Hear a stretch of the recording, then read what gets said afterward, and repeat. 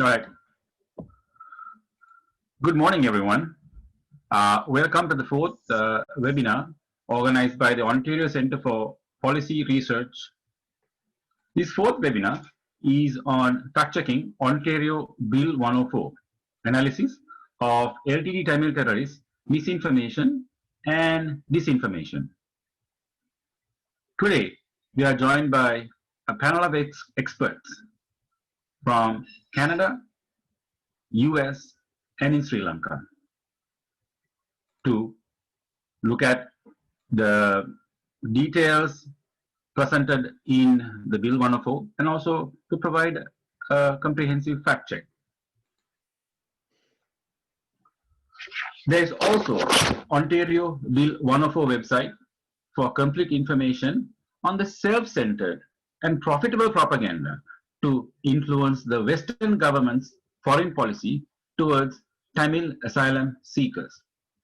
There is also bantgte.ca on the activities on transnational government of Tamil Eelam. Without further ado, I would like to present Chandra. Before I go there, I'd like to say I am Anura Ferdinand. We are joining from Ottawa, and I am happy to volunteer to facilitate today's meeting.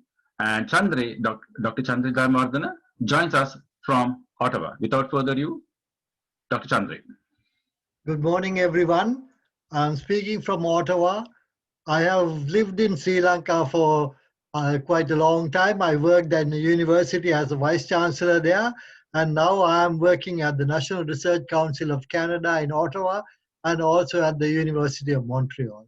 So I have a reasonable knowledge of what has been going on in Sri Lanka, and our effort here is to correct the misinformation that has been brought about, which is creating ethnic dissension in Canada. People have come to Canada because they wanted to get away from the strife and to begin a new life. However, the so-called Bill 104, which is claiming genocide of the Tamil people in Sri Lanka, which has been rejected by the United Nations High Commission, is being used, and without telling that this is not so, they are blowing it up and creating trouble in Canada, which is leading to ethnic dissension and strife. So this is why we thought it is important to examine the facts behind this so-called genocide bill. This bill is being brought about, as you can see from my view graph, in Ontario, not in the Canadian Parliament. This is a provincial government which does not even have the right to discuss this kind of thing. Nevertheless, one of the parliamentarians, an ethnic Tamil, Mr. Thanikasalam, has brought about this bill, genocide bill, claiming that the genocide happened in the last 5 months of the war that ended in 2009, and a large number of people were killed. And therefore, every week in May, they want to have a genocide education week, where they want to teach about this to Canadian children. And this means a way of perpetuating a lie, misinformation, which is of course advantageous to the community who is trying to bring in immigrants to this country under the pretext of genocide happening in Sri Lanka, and also as a means of safeguarding or supporting various immigration claims. So that is why we have organized this fact check on alleged genocide bill 104 in Ontario. So let me go to my view graph. So the genocide bills, however, this is not the only genocide issue that faces Canadian politics. There's a much bigger genocide issue. Canadian Aboriginal people, they have faced genocide. Millions have died. And this has been documented by royal commissions in Canada. They are still protesting, and their conditions are becoming worse. However, the 3 Ontario municipalities passed the genocide bill, ignoring the domestic genocide. You would think that in Canada they'll be first dealing with their own problem. No, the bill is about an alleged Tamil genocide in faraway Sri Lanka through a private bill put forward by Mr. Vijay Thanikasalam. The Ontario legislature is studying this Bill 105 to pass the so-called Tamil Genocide Education Week. It has had its first reading and it has to face the second reading. At the moment, it's in the committee stage, but because of the COVID, things have stalled. But there's a lot of, activity behind it. So we want to present what we believe are the true facts. Now, the Canada's Aboriginal people face, I think I already went through this view graph. So this bill 104, we know is false because the United Nations has already rejected the Tamil genocide claim. See the press conference given by the United Nations High Commissioner on 19 September 2015. Already 4 years ago, the UN has rejected the claim.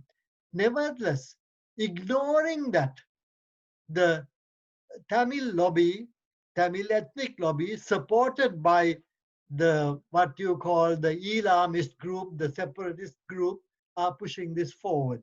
So let us fact check some of the other claims of the Bill 104, because already the genocide claim is false. If the UN, after a huge study, rejected it, what more need we to do except to look at it? And in some of our previous seminars, we did examine in detail the reasons why the High Commissioner rejected the genocide claim. This Bill 104 is a tissue of lies, because if you say one lie, to support it, you need another lie. In my talk, I'll just give 3 examples, and some of the other speakers will examine the other lies used in Bill 104. Tamil families are said to be homeless and suffering in the north and east. This is supposed to be a sign of the genocide practiced by the government. The Sri Lankan government is accused of not issuing enough food to Tamils held hostage by the Tigers in 2009. That is in the first half of 2009 when the war was going on. Some 300,000 Tamils were held hostage by the Tigers, preventing anybody from going there. And yet, the Sri Lankan government is blamed for not providing food. In fact, the Sri Lankan government did provide them food through the UN, through the Red Cross, through World Food Program, and we will discuss that. So the third thing they have said in this bill is that Sri Lanka is preventing Tamils from maintaining their language or maintaining their demographic numbers. Basically, they are saying the number of Tamils are going down because the government is hurting them. The use of Tamil language is being restrained and reduced, and no books, no newspapers, no journals, because the government is preventing them. These are completely wrong. First claim, Tamil families are said to still suffer in the north and east. This is not true. The fact is 300,000 Tamils were rescued from the Tigers, and most of these Tamils have been resettled. There are houses built partly by the government, partly by charitable organizations, partly by the Indian government and other interested governments.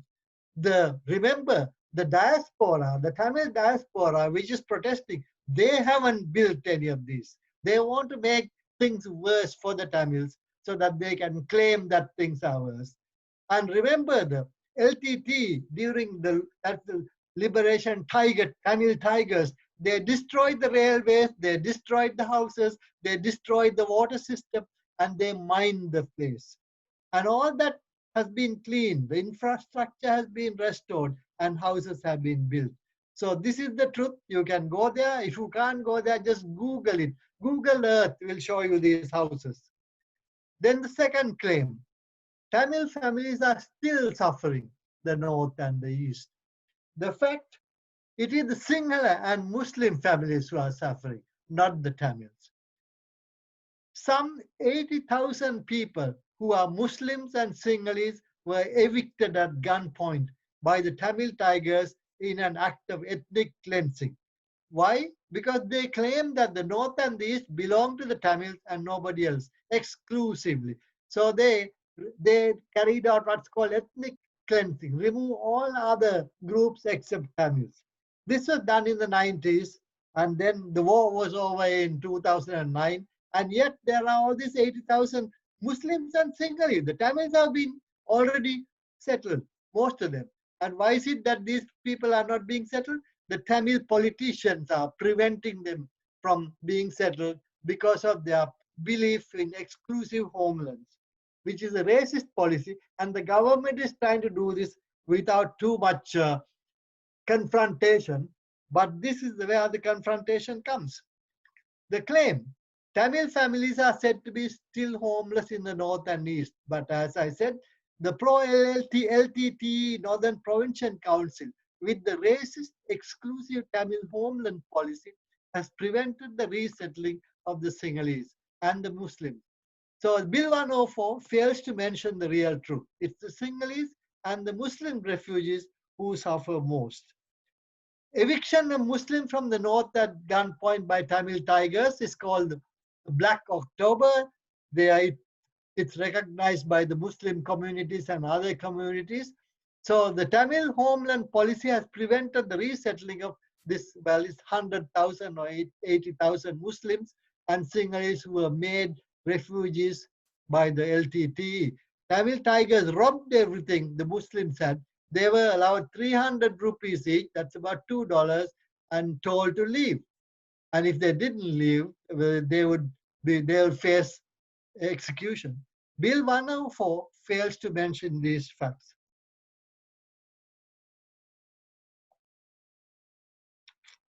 Why doesn't it?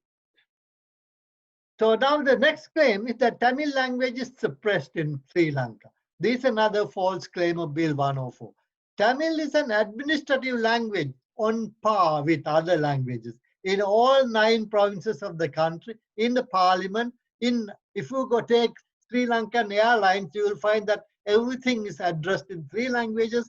If you go to Colombo, you will see that all shops, all signboards are in 3 languages. All buses carry 3 languages. Tamil and Sinhala are equally official languages since 1987. Sinhala is an administrative language only in the 7 provinces.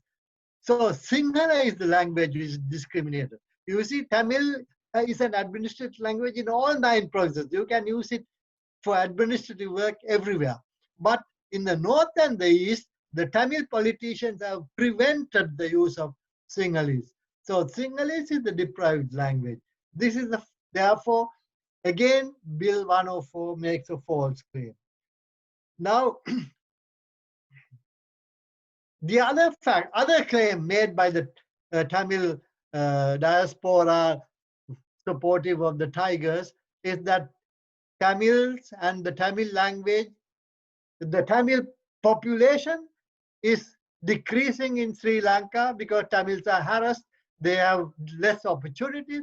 This is not true. We just have to look at the population of the Tamils. This is the population of the Muslims.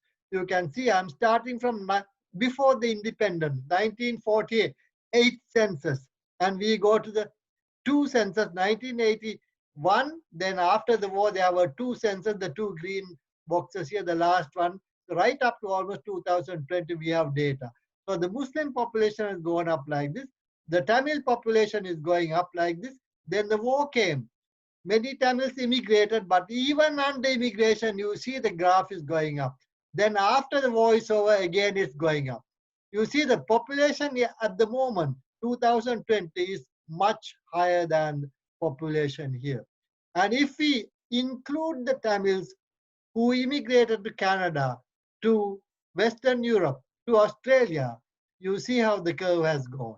It's in fact growing much faster than the majority community. So it's not true that the Tamils are being harassed and their demography is being restrained. Furthermore, Tamil books, films, drama have come out in the last decade far more than ever. So Tamil and Tamil language are thriving in Sri Lanka, falsifying the claims of Bill 104.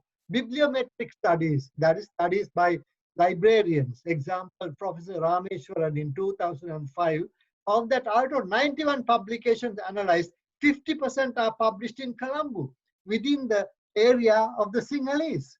And so they cannot be harassing and preventing it. After 2009, the numbers have doubled. There are over a dozen Sri Lankan Tamil newspapers, hundreds of websites. So where is the evidence of suppression?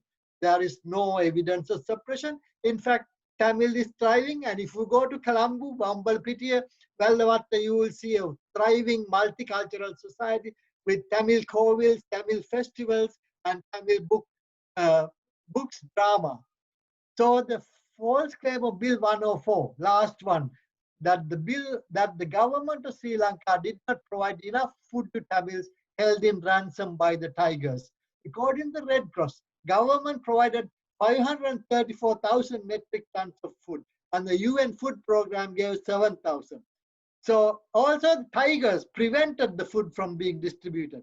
The report of the original report, first reported by the UN, ignored the 500,000 and only took this 7,000. And that error is what is being exploited by the Bill 104. They are saying, oh yes, according to the first UN report, not enough food was given. But they had to take the correction and not the total, in which case you find that the amount of food provided by the government to the refugees was actually double the amount usually stipulated by the UN for refugees. So Bill 104, elite genocide, brings into Canada divisive politics. Bill 104 is an affront to the Aboriginal people of Canada whose proven genocide deserves recognition before any foreign genocide are discussed. The idea of Bill 104 is not helpful, not reconciliatory, and it's an affront to all Canadians. Bill 104 should be rejected in total. So this is the end of my presentation. I thank you very much. Bill 104, fact check. If you want see more details, you can also, in addition to the website of that was mentioned by Anura at the beginning, you can also go to this website, Canada Background 104. This is not as well organized as Anura's website, but this has more historical material going up to 1980s. So please carry the message to your legislatures. Thank you for your attention. Okay.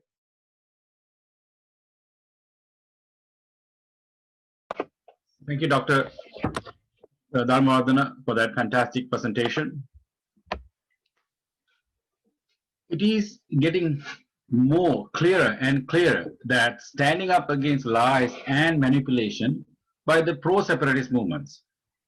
In speaking to most, it is clear that the fact checks are not aimed at preventing anyone seeking justice. Those seek justice in Sri Lanka, all power to you, and we hope you get the justice that you seek.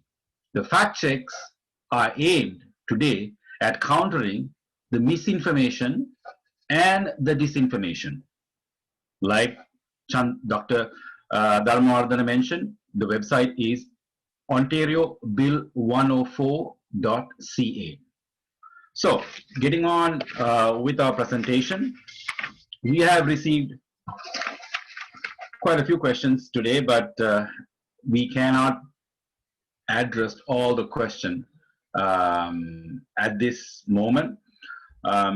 Most of it will be addressed, if not addressed here, will be answered via email.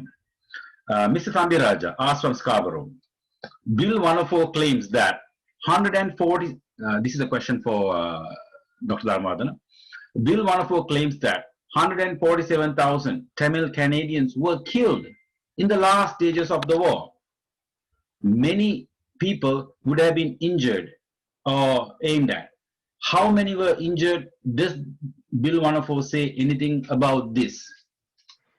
Bill 104 seems to completely ignore the issue of how many people have been injured. The number of people injured is also reported in the UN report and in Lord Nesabi's study, as well as in other studies. The number of people injured is only 18,000, which is a surprising number. And some other estimates put it at 24,000, between 18,000, 24,000. Let's say 20,000. Now, normally, we know from other conflicts and even conflicts in Sri Lanka or in India that for if there's a war, if there's a crossfire, if people get killed in the fighting, for every or if there's shelling, if there's bombing, for every person killed by the mortality, the death toll, if for every person killed, there are 3 to 4 people who get injured. So if 147,000 people were killed, then you would expect 147 times 3 or 4. That means 400,000 or 500,000 people should have been injured, or we should have that kind of collateral visible. No, we only have about 20,000. Divide 20,000 by 3 or 4. What do you get? 7,000. So that is the death toll. Remarkably, this death toll of 7,000 agrees almost dead on with the estimate by the House of Lords in England in the study led by Lord Nesabi. So this shows that the 147,000 cannot be true. If it is so, there should have been more injured, like 500,000. But there were not that many Tamils in the north.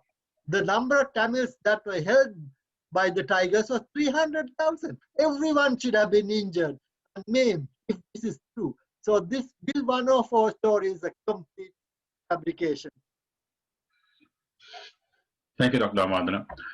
Next question is from France. Sanjay Kumar again asks, if 147,000 people were killed, disposing of such large number of bodies in a short time is very difficult, irrespective of who or how these people were killed. Have the authorities found any mass graves since the end of the war? This is a very interesting question, and I'm glad you selected the question that was directly linked to the first question, because then we can answer it more easily.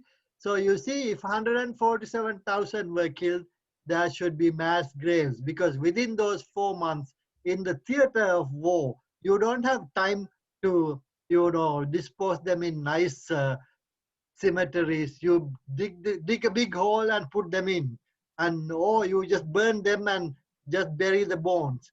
So there should be mass graves. So when the pro-tiger Northern Provincial Council came to power in 2013, the chief minister, Mr. Vigneswaran, and his supporters spent a lot of time looking for these mass graves. And also there were some mass graves that turned up when the infrastructure was being repaired, when buildings were being repaired, and when new supermarkets were being built. They found various groups of bones. One was the famous so-called mass grave that they found in Mana.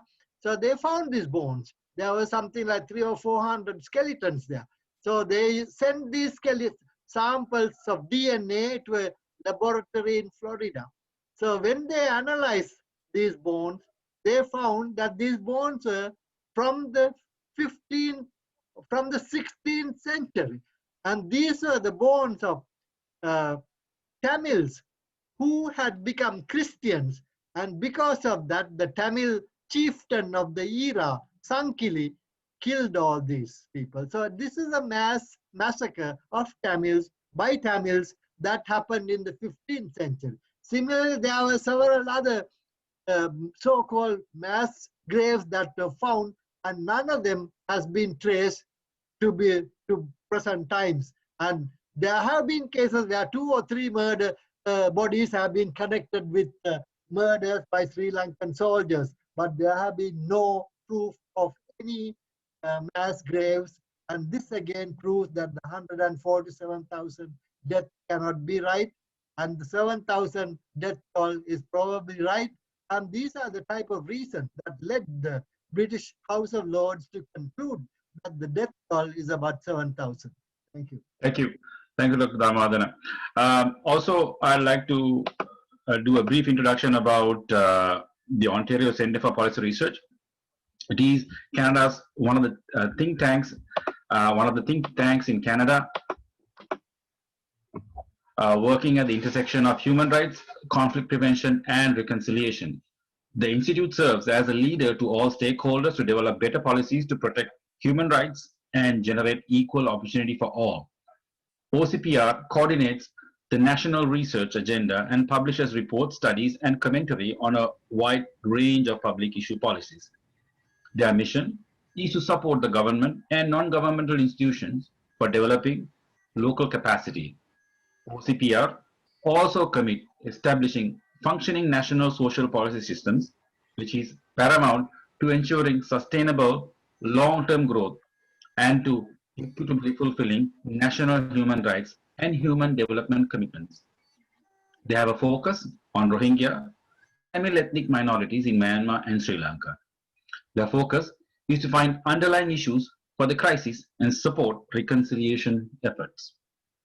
The national office houses several ongoing projects: inquiry of alleged genocide claims against Sri Lanka and Myanmar, LTTE terrorism and its impact on Western democracies, refugee crisis created by the LTTE Tamil Terrorist, and the human smuggling networks, the arms procurement process for the Tamil terrorists, LTTE propaganda mechanism against Sri Lanka, and lastly, reconciliation, repatriation of Rohingya refugees in Bangladesh. Without further ado, I'd like to go to our next presenter. Our next presenter is Mr. Daya Gamage. Daya had a 25-year career through 1970s to 1990s at the United States Department of State, initially as a public affairs specialist, and the final 15 years as a Foreign Service National Political Specialist. Worked at the US Diplomatic Mission in Sri Lanka during 2 Southern youth insurrections and as an investigative analyst, a keen observer, and political interpreter for the separatists by the Tamil Tigers. During the volatile atmosphere in Sri Lanka, Mr. Gamage assisted Washington and understands the ever-changing socio-political climate of Sri Lanka, which coincide with US national interest. Mr. Daya joins us from US. Mr. Gamage, go ahead. Thank you very much. Dear friends, I'm Gamage addressing you from the United States. I am a retired Foreign Service National Political Specialist of the United States Department of State, and very closely observed all those years the separatist terrorist campaign of the Tamil Tigers. I seriously focused on what associated with the Tamil Tiger terrorist campaign, the propaganda campaign, the activists of the Tamil diaspora globally unleashed, and since the defeat of the Tigers, the worldwide disinformation campaign they carried to project Sri Lanka a genocidal state. Today I joined a group of Sri Lankan Canadian professionals and an academic from Malaysia to expose the Tamil Tiger diaspora Canada with cogent facts. In fact, my presentation will be a broad presentation, but solely addressing the Genocide Bill 104, Ontario Provincial Council. Today, here is what genocide looks like. One, the mass killings of Armenians by Ottoman Turkey between 1915 and 1920. Two, the Holocaust, during which more than 6 million Jews were killed. Three, Rwanda, where an estimated 800,000 ethnic Tutsis and moderate Hutus died in 1994. What happened in Sri Lanka from late 1970s to May 2009 was that the LTTE terrorists unleashed an armed struggle terrorizing the entire island of Sri Lanka to forcibly divide the nation to establish a separate independent country, which they call the Tamil homeland. This is a serious misconception. Globally, of the LTT and activists of the Tamil diaspora that the movement and demand for a separate Tamil nation emerged due to the 1956 Sinhala Only Act, a legislation that made Sinhalese language spoken by 74% of the people the official language of Sri Lanka. What is this separate state concept? When did this separate state concept really emerge? In 1947, when the minority Tamil community Tamil had all the privileges in education and super employment well over the majority Sinhalese community. This is what a Tamil leader S.J.V. Chelanayagam, addressing the first elected independent parliament on 26 November 1947 said, and I quote, "If Ceylon is fighting to secede from the British Empire, why should not the Tamil people, if they feel like, secede from the rest of the country?" This is in the official parliamentary document Hansard. So you can see the separate state concept did not come in the 50s or 60s. The notion emerged in 1947 when the minority Tamils had privileged position over the majority Sinhalese. Since the founding of the LTTE in 1976, from where it started an armed terrorist struggle to divide the country, the Sri Lankan state had a sacred responsibility to safeguard the sovereignty and protect its territorial integrity. To fulfill that, its armed forces were in a battle with the LTT to protect the nation. How does one describe an act when the armed LTT cadre entered a sacred Buddhist temple premises, brutally killing hundreds of Buddhist monks who were in prayer? What does it look like when the armed LTT cadre ambushed a busload of school children, mercilessly killing them?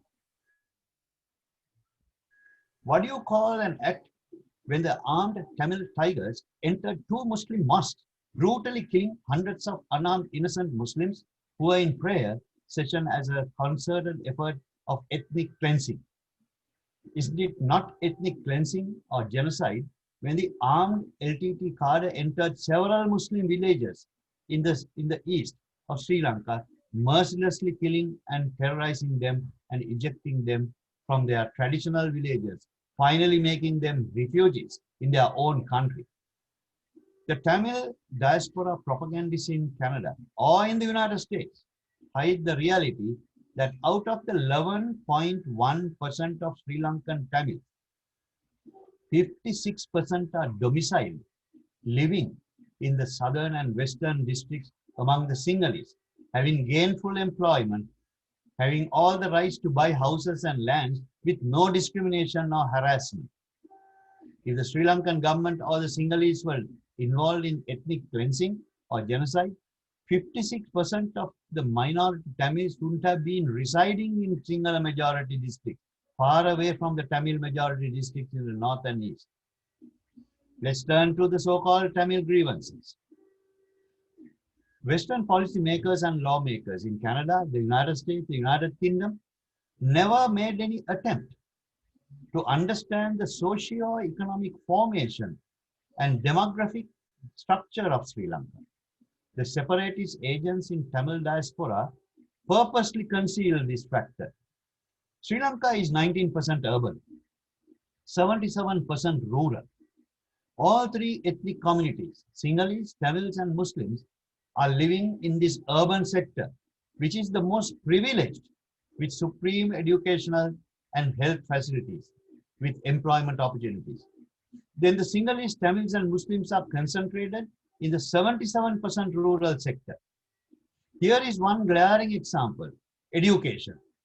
What has been propagated by the agents in the Tamil diaspora is that the Sinhalese have better educational opportunities over the Tamils. The best educational centers in Sri Lanka is the capital city Colombo, northern city Jaffna, Kandy in the central hills, Gaul in the deep south, Trincomalee in the eastern district. All three communities, Sinhalese, Tamils, and Muslims, are privileged to have a superior education in these urban centers from the time of independence up to now. Again, all these three communities living in rural sector, both in the north and south, have less educational facilities when compared to superior educational facilities the urban sector enjoyed. One ethnic group that derives maximum benefit out of this education system is none other than the minority Tamils, which is hidden by the Tamil diaspora when they interact with Western policymakers. The statistics, the official data of university education, the opportunities to enter higher education is something the propagandists of the Tamil diaspora treacherously conceal. At the time of independence in 1948, the Tamil minority had the privilege to obtain a percentage as over 40% in Sri Lankan universities, medical, engineering, applied sciences, and liberal arts schools, well above their 12% population share in Sri Lanka, beating the majority Sinhalese whose population share was 74%. What has been propagated is that since independence, discriminatory practices denied the minority Tamils the opportunity to enter higher education. The Bill 104 genocide propaganda is well connected to all this. Here is the truth. In 1970, the 11.1% Tamils had an advantageous position in university admission and for years enjoyed a predominant position in the faculties of science, engineering, medicine at two most prestigious universities in Sri Lanka, Peradeniya and Colombo. Tamils gained over 35% of admission to the faculties of science. In engineering and medical schools alone, the figure was almost 45%. With the changes in the university admission policy of standardization, similar to the system of affirmative action adopted in most Western nations, here in the United States too, Professor C.R. De Silva, a leading expert on the subject of political agitation about the university admission policy, said, I quote, Sri Lanka Tamils, though they constitute just 11.1% of the population, provided about 30% of science students in the secondary schools. And the scheme of media-wise standardization ensured that this proportion of places in university accrued to them. Even under the media-wise standardization, the minority Tamils were still assured of 30% of places in the science faculties in universities. Since 1977, the university admission policy changed from one of ethnic preferences or affirmative action to one of regional preferences in favor of rural areas. This policy benefited the rural centers in the Tamil majority north as well as the Sinhalese majority south.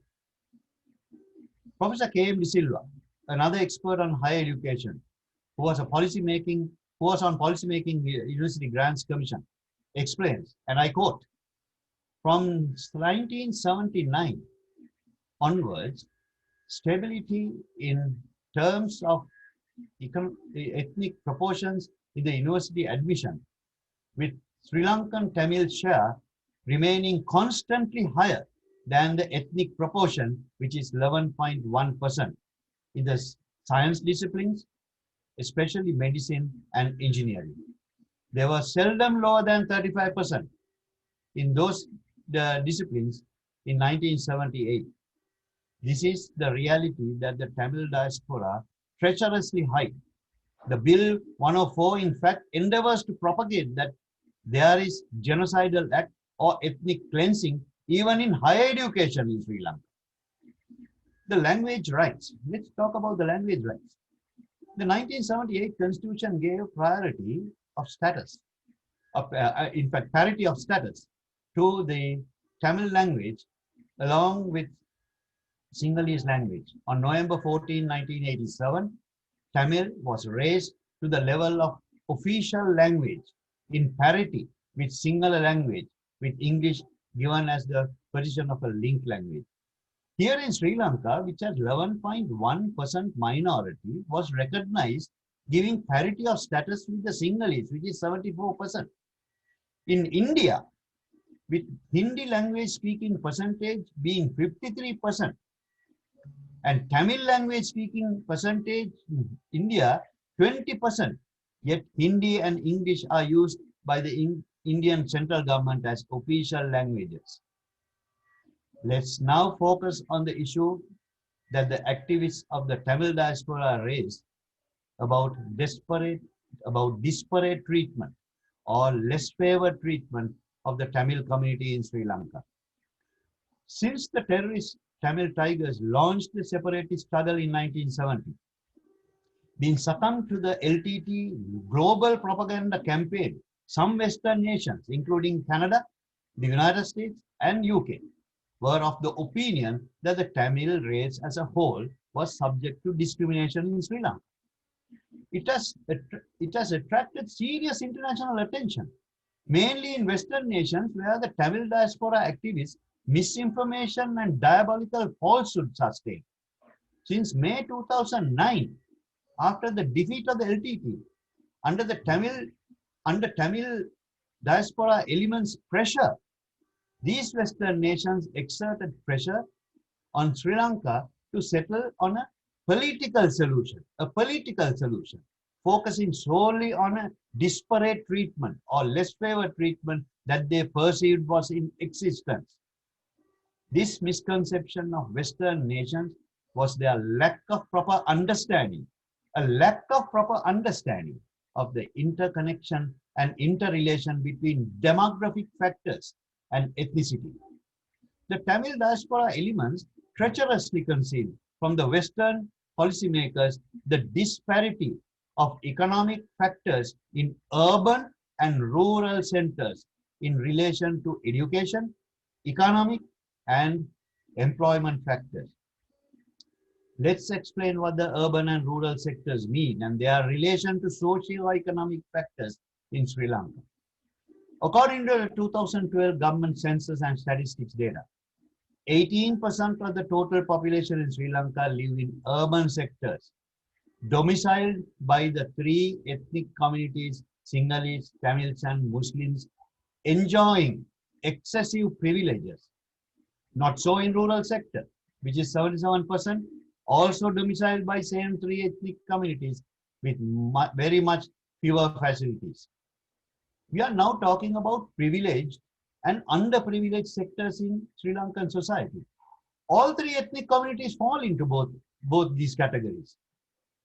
While the sole focus and propaganda by the activists of the Tamil diaspora is that the 11.1% of Tamils are in less favored position, or in their harsh language, discrimination. The reality is that the vast majority of the Sinhalese, which consists of 74% of Sri Lanka's population, is in fact living in economically, socially, educationally handicapped, most disadvantaged rural sector. Similarly, a greater proportion of 11% Tamils too are in the similar plight of living in this rural sector. And both these rural Sinhalese and Tamils have not seen much progressive development in education, employment, and social facilities that the urban sector enjoys. This reality is what Tamil diaspora hides when they interact with policymakers in Western nations, as done in Canada, present in the so-called genocide bill. The reality is different. The fact that 56% of Tamil population, 56% of the total 11.1% of Tamil population in Sri Lanka live away from the Tamil majority north and east provinces among the Sinhalese in the south with gainful employment and absolutely facing no discrimination. This fact is concealed, hidden by the Tamil diaspora elements. The vast 77% of rural sector in both Tamil majority north east provinces and Sinhalese majority southern district is the most disadvantaged, less developed. The peasants do not receive reasonable prices for their agricultural produce, inadequate educational and health facilities. This is a reality in Tamil Mullaithivu district in the north and the Sinhalese Monragala district in the south. Tamils and Sinhalese have privileged facilities in the urban sector. Both their ethnic proportions in the country, minor Tamils are well benefited. You could see the diabolical lies perpetrated by the one-time agents of the terrorist Tamil tigers to convince the Western policymakers that it is only and only the ethnic Tamils in Sri Lanka face discrimination, unfavored treatment at the hands of the Sri Lankan administration. This is not just discrimination, but it's inadequate resources to the rural sector. The whole purpose of this bill 104 is to propagate that misinformation, nothing but that misinformation. The October 2019 45-page report by the World Bank presents extensive material data to what I am presenting here. This World Bank study, in fact, negates the argument of the Tamil diaspora that the ethnic Tamils are most underprivileged ethnic community in Sri Lanka and refutes that the majority Sinhalese enjoy privileged position in Sri Lankan society. That's a World Bank report. Let's talk about the much publicized civilian casualties, another fabrication of the Tamil diaspora. The Tamil diaspora globally publicizes that during the war, the Sri Lankan military was responsible in killing 40,000 unarmed Tamil civilians during the final stages of the battle between January and May 2009. In fact, they go beyond that figure in grand fabrication that 146,679 were killed. The Bill 104 before the Canadian regional legislature endeavors to give weight to this fabricated allegation, which they are connecting to the genocidal allegation. Here is the truth. According to the classified diplomatic cable from the Colombo US Embassy in April 2009, disclosed by WikiLeaks, signed by Ambassador Robert Blake, the embassy cable notes UN had estimated from January 20 to April 6, 2009, civilian fatalities as 4,164 and the wounded figure as 10,002. An unpublished report by the United Nations country team in Sri Lanka stated that from August 2008 to May 13, 2009, 6 days before the war ended, the number of civilians killed was 7,721. The International Committee of Red Cross, the only outside agency present in the war zone during the final phase, used various statistical indicators to conclude that the total number of non-combatants killed was around 7,000. On March 9, 2009, 2.5 months before the war ended, the UN Sri Lanka country team briefed diplomats in Colombo on the civilian casualty figures it had collected from UN humanitarian convoy 11. This ICRC convoy 11 was the only outsider present in the battle zone, and the ICRC does not belong to Sri Lanka government. According to this ICRC briefing, 2,683 civilians had died between 20th January and 7th March 2009, and there had been 7,241 persons injured. The UN country team never indicated to the foreign diplomats that vast majority of civilian casualties were due to the government shelling. This information I just gave you is found in the 2012 United Nations report of the Secretary General's Internal Review Panel on UN actions in Sri Lanka. This is on page 11. There was some criticism that Sri Lankan forces used excessive force and especially artillery discriminately. The Tamil diaspora agents' claim was that Sri Lankan military targeted civilians intentionally. They conveniently hide that the LTT used unarmed civilians mixed with LTT Tiger combatants in the battle zone.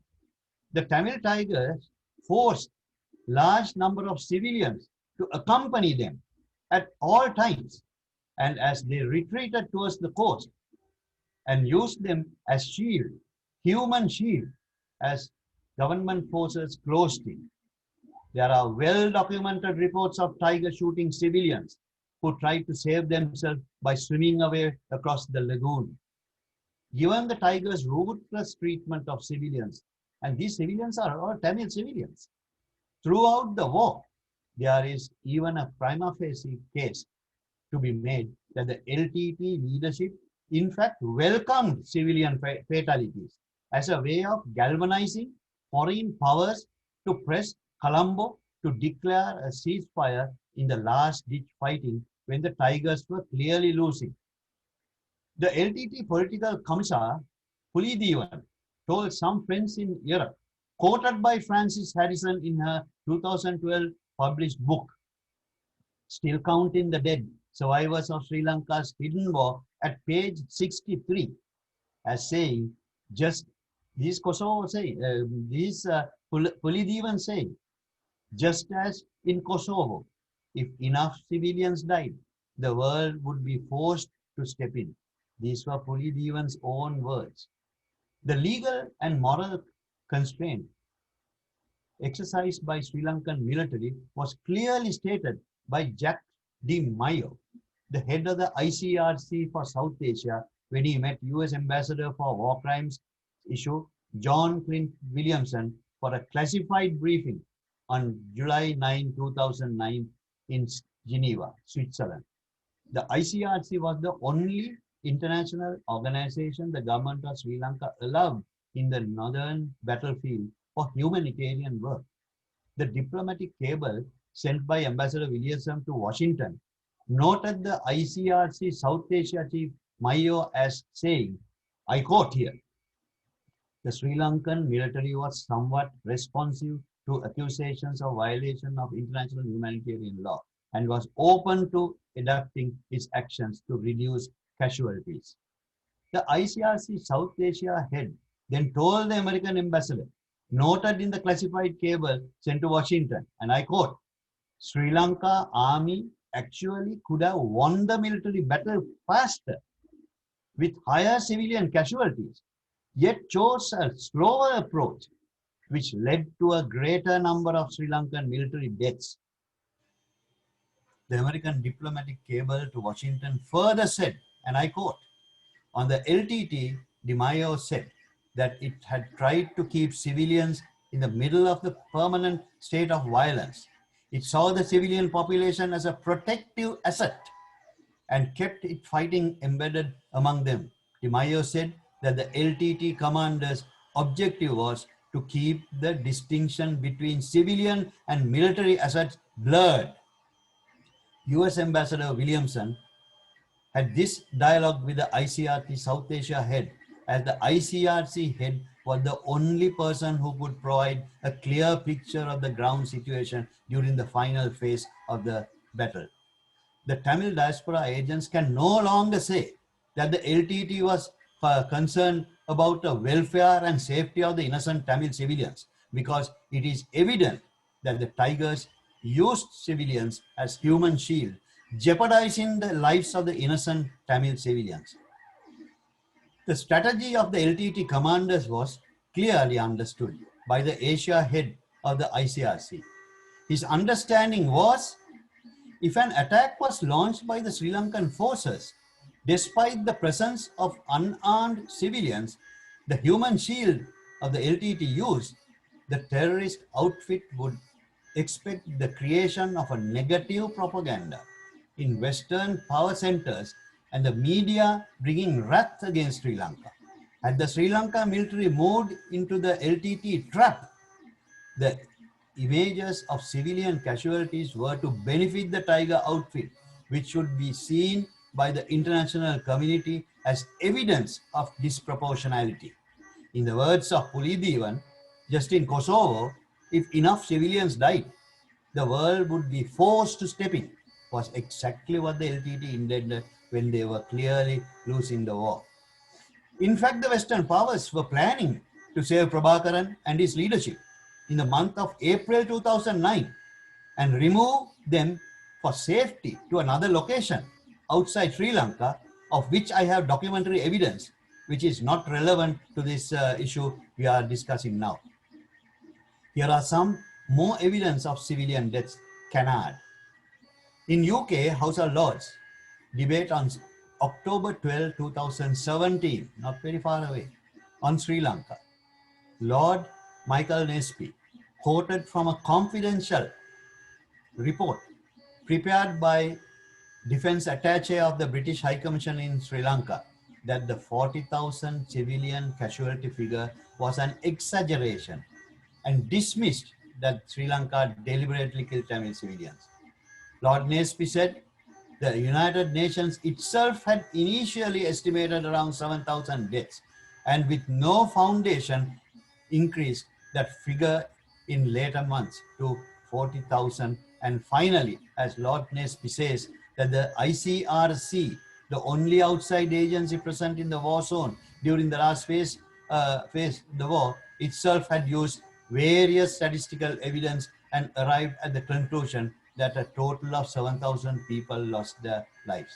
This is what Lord Nesby told the British House of Lords. And I quote here, I have discovered an unpublished report from the United Nations country team, which stated that from August 2008 up to 13th May 2009, the number of civilians killed was 7,721.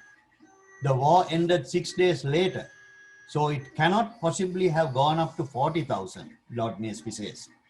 Then I looked at what Gordon Weiss, the former UN spokesman, said. He produced an estimate in 2009 of 7,000 civilian deaths. He also made the simple observation that for the Sri Lankan army, it made no tactical sense to kill civilians. Lord Nesby further said, British Defense Attaché of the High Commission in Sri Lanka, Lieutenant Colonel Anton Gash, who said to me in January 2009 that he was surprised at the controlled discipline and success of the Sri Lankan army, and in particular the care that it was taking to encourage civilians to escape and how well they were looked after, and that certainly there was no policy to kill civilians. Let me give you another evidence to answer the Tamil diaspora cannot. The highly decorated British officer, Major General John Holmes, one-time UN Undersecretary for Humanitarian Affairs and a military expert, in 2014 report highlighted the casualties, including the civilians, during the final stage, January 2009 through May 2009, disputed many claims of higher casualties. He says in his report, here I quote, it is undeniable, though, that the LTT not driven civilians before them and executed them when they attempted to escape, then civilian casualties would have been significantly lower. A figure up to 40,000 civilian deaths is much quoted and had been simply arrived at by subtracting the number of IDPs processed at 290,000 from the UN Secretary General's reported Darusman estimate of number of civilians, which is 330,000 caught up in the final months in the war. He said it is simply a subtraction of 290,000 from 330,000 to arrive at that 40,000 figure. The figure 40,000 civilian killed, which has been repeatedly published, is Major General Holmes says extremely difficult to sustain on an evidence which I have seen. In his report, he says tactical options were stark, but in my military opinion, justifiable and proportionate given the unique situation in Sri Lanka army faced in the last phase.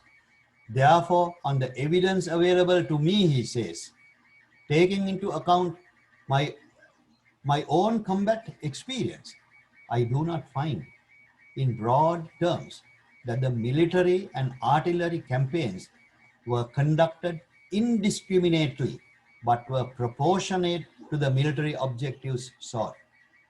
We present the above facts to dismiss the fabrications of the Tamil diaspora, the continued misinterpretation of facts which are incorporated in the Bill 104.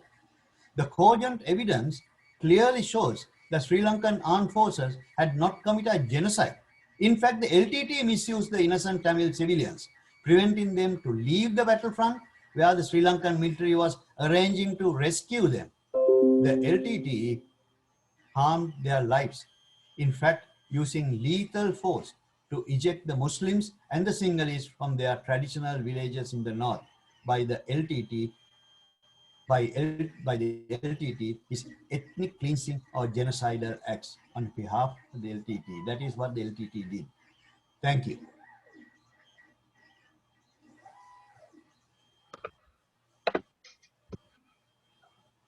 Thank you, Mr. Gamage, for your presentation.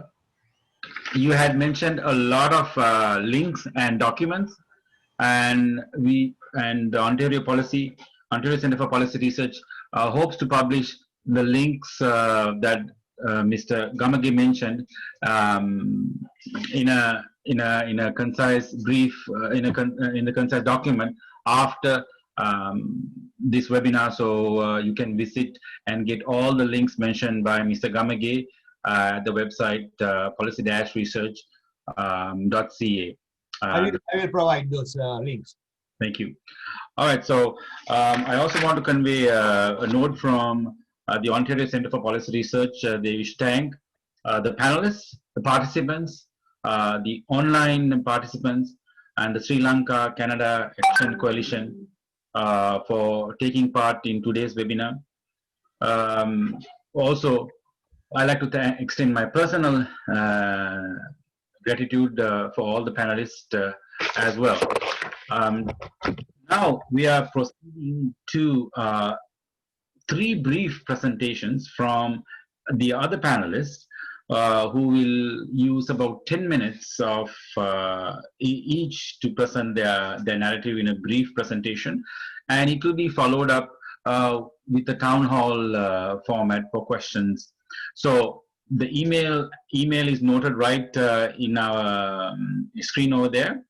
Please write your questions to office@policy-research.ca, and we will be happy to read out the questions. If not, the Institute will email a suitable response as well.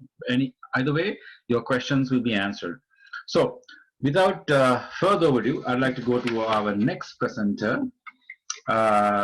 He is Dr. Neville Havegay, and obviously most of us know Dr. Havegay, and he has presented in many of the presentations. So, like to, however, for those who may have not know about Dr. Havegay, I'd like to present him. Dr. Havegay is a senior policy analyst with the Ontario Centre for Policy Research. He obtained his PhD from Laurentian University in Canada.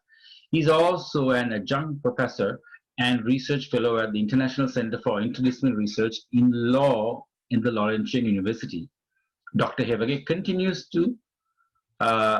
his work with multi-stakeholders, including government agencies, for rehabilitating and repatriating of Rohingya refugees. He worked tirelessly with many organizations to bring justice for the Rohingya racial group under the authority of the Convention on Prevention and Punishment of the Crime of Genocide to the International Court of Justice in Hague, in Netherlands. Without further ado, Dr. Havegay. Thank you very much, Anurag. Can you hear me? It's all good. Go ahead. Okay. Good morning, everyone. Then I'm speaking from Ottawa, Ontario, Canada. Then my brief presentation is mainly address the few allegations on the Ontario Bill 104. So then Bill 104 wrote as follows. The United Nations Organization estimates that in May 2009 alone, about 40,000 to 75,000 Tamil civilians were killed. Other estimate place the death toll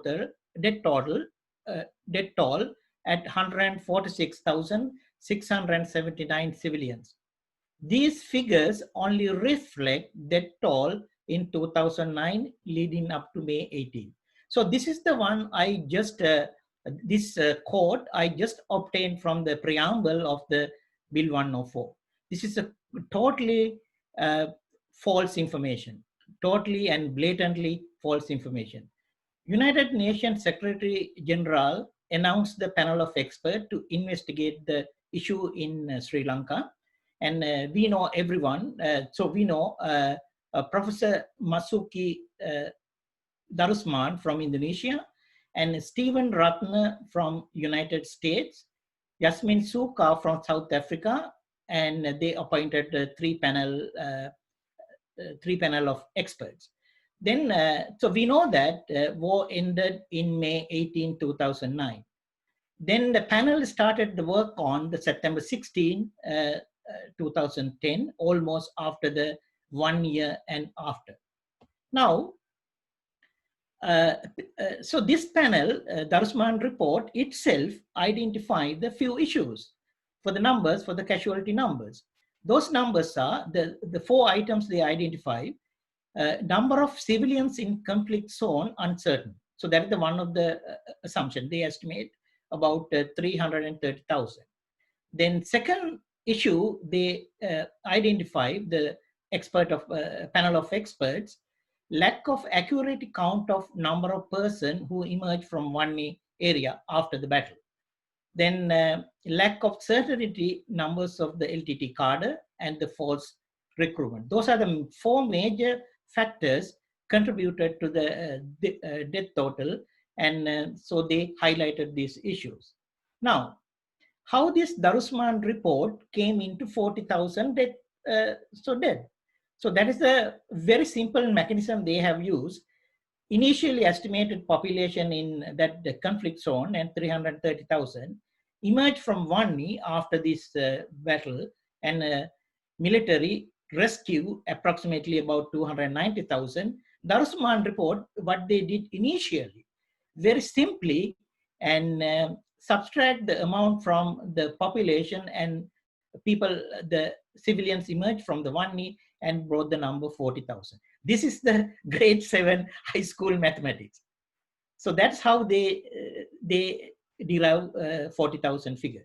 Then it is not considered the migration from September 2008 to May 18, 2009. So we know that the war started with the September 2008, and during that time, vast number of civilians, they were migrated away from the zone. So then, so my previous speaker, Daya Gamage, clearly mentioned that. So he found that report with the United Nations country team. Actually, that report, that number, death total number is 7,721, and injured also 18,479. And based on the casualty estimation, approximately 1 to 3. And that report has not been published, but it is on the Darusman report. Darusman report is there, and if you look at it, and the paragraph 134, it is clearly mentioned that United Nations country team figures are 7,721. This is the diabolical, completely diabolical facts on the Bill 104 regarding the civilian death total. Not only that, then Mr. Tanigalasam and introduced this bill Ontario, and we asked him, and how you calculate the 100,000, 46,679, the civilian death, please give us their name, and please give us their gender and their home address and their age and their national identity card number of the individual. And we can find them the accuracy of their numbers. But so far, and he failed to provide this information. And our research center has done a tremendous study about the death total. And we use the Center for Study Civil Wars in Norway, the model. And so that model is giving the one way to address this problem with the unmeasured heterogeneity is the one of the issue. So we utilize their formula. So then I briefly mentioned that the computer model. And what are the issues for this analysis? And we use the control variable as a incompatibility, intensity, and international involvement if there's any parallel conflict, economic growth, and political stability or instability, and political regime. Those parameters also we included that heterogeneous, unmeasured heterogeneity, we eliminate that. Then further, so this model, and we include an intercept, and so therefore, so we create the probability parameters. Then after that, then they compare the estimation with and without control of the unmeasured heterogeneity. Not only that, so we didn't look at the Norway Civil War model, and we look at the another model for the experts, how they estimate the death total. So we look at the modeling based on Rwanda. So now you can see on the US screen. So that is the calculation they have used, but there's a very mathematical model. And I am also mentioned that the citation of this research work published on the Journal of Genocide research because so Mr. Thanagalasingam can go and have a look at it, how this calculation done. So then what are the numbers? Thanagalasam and Bill 104 and mentioned 146,679. Gary Adam Sangari, so one of the politicians, he claimed 70,000. And so it is on the Hansard report. We have obtained that number.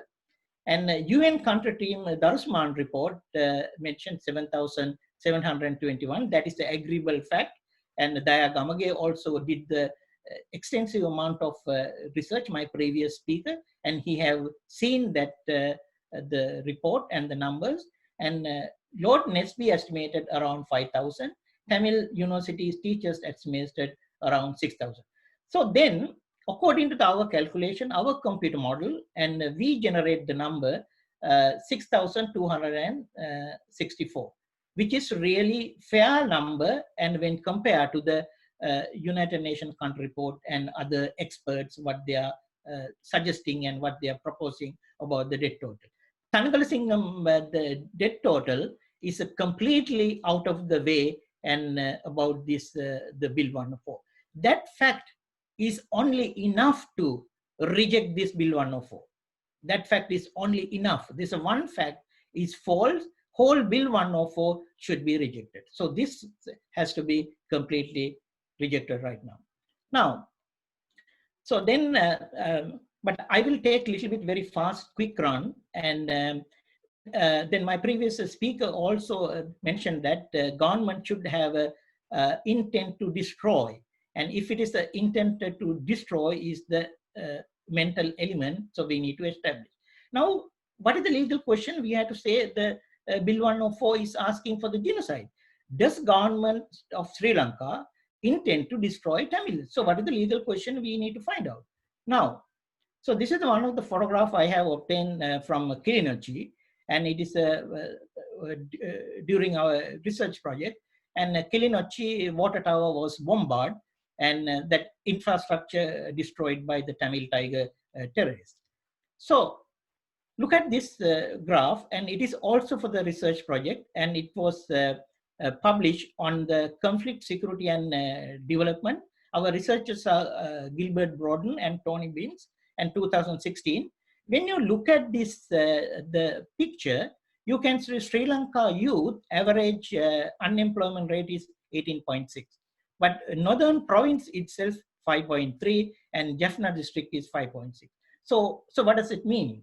It meaning that Sri Lanka has given tremendous opportunity for the Tamil youth to integrate into the system, go to the education, find the job, and their welfare and social, economic, democratic factors were supported by the Sri Lankan government. So therefore, there is no intent to destroy this Tamil people. This is the only fight between LTTE Tamil Terrorist group, that is the armed, categorized as an armed conflict.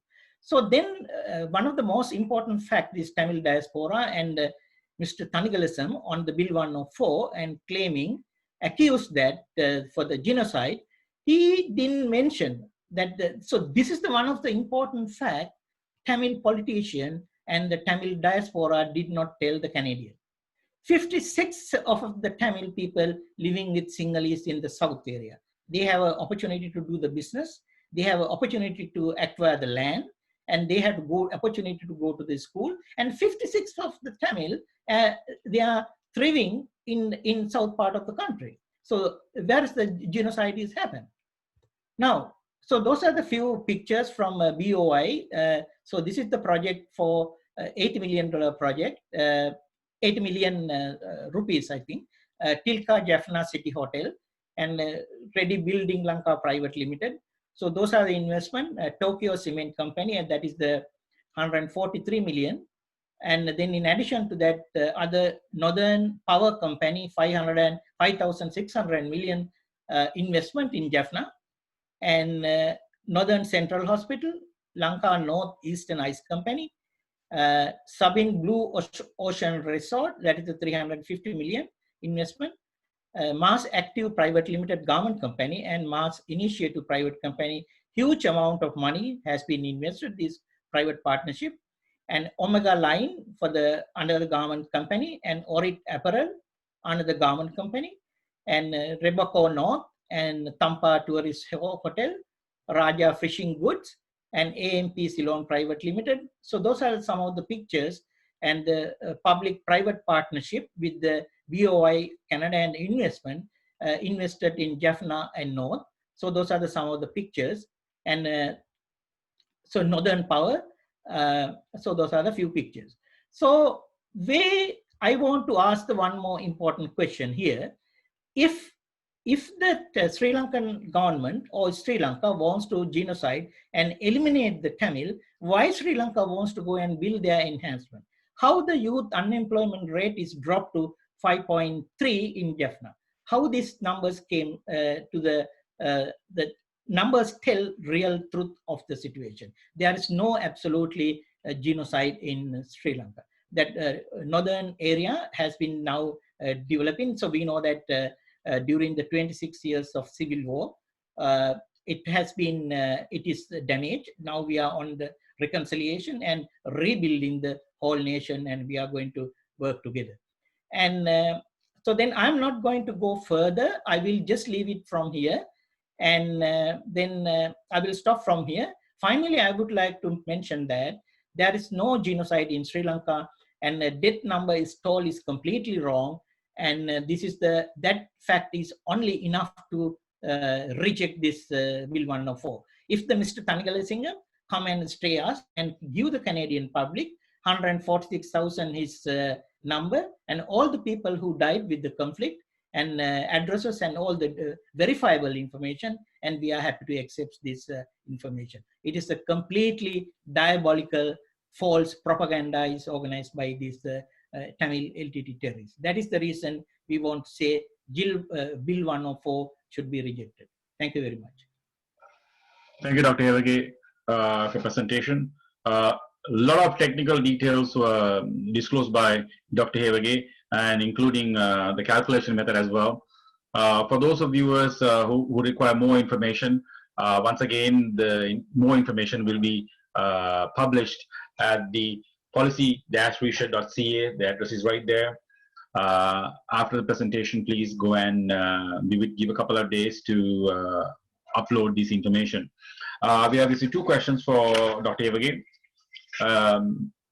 Pascal from Brampton asks, can you explain the legal basis of the death total in determining the genocide? You have 2 minutes, Dr. Elgi.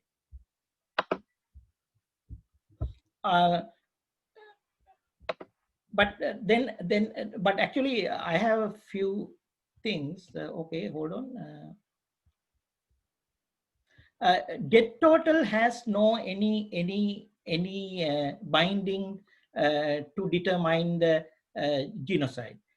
The only matter we need to prove, there is an intent to destroy the Tamil minority whole or in part. Then there was the finding from the previous the case from the Kosovo finding, and they clearly mentioned that if there is a policy failure, so we know that there's a policy fail. Some of the Sri Lankan government policies failed, and it triggered some of the uncertainty and unrest among the community. So that was what happened. But those things are not constitute to determine the genocide.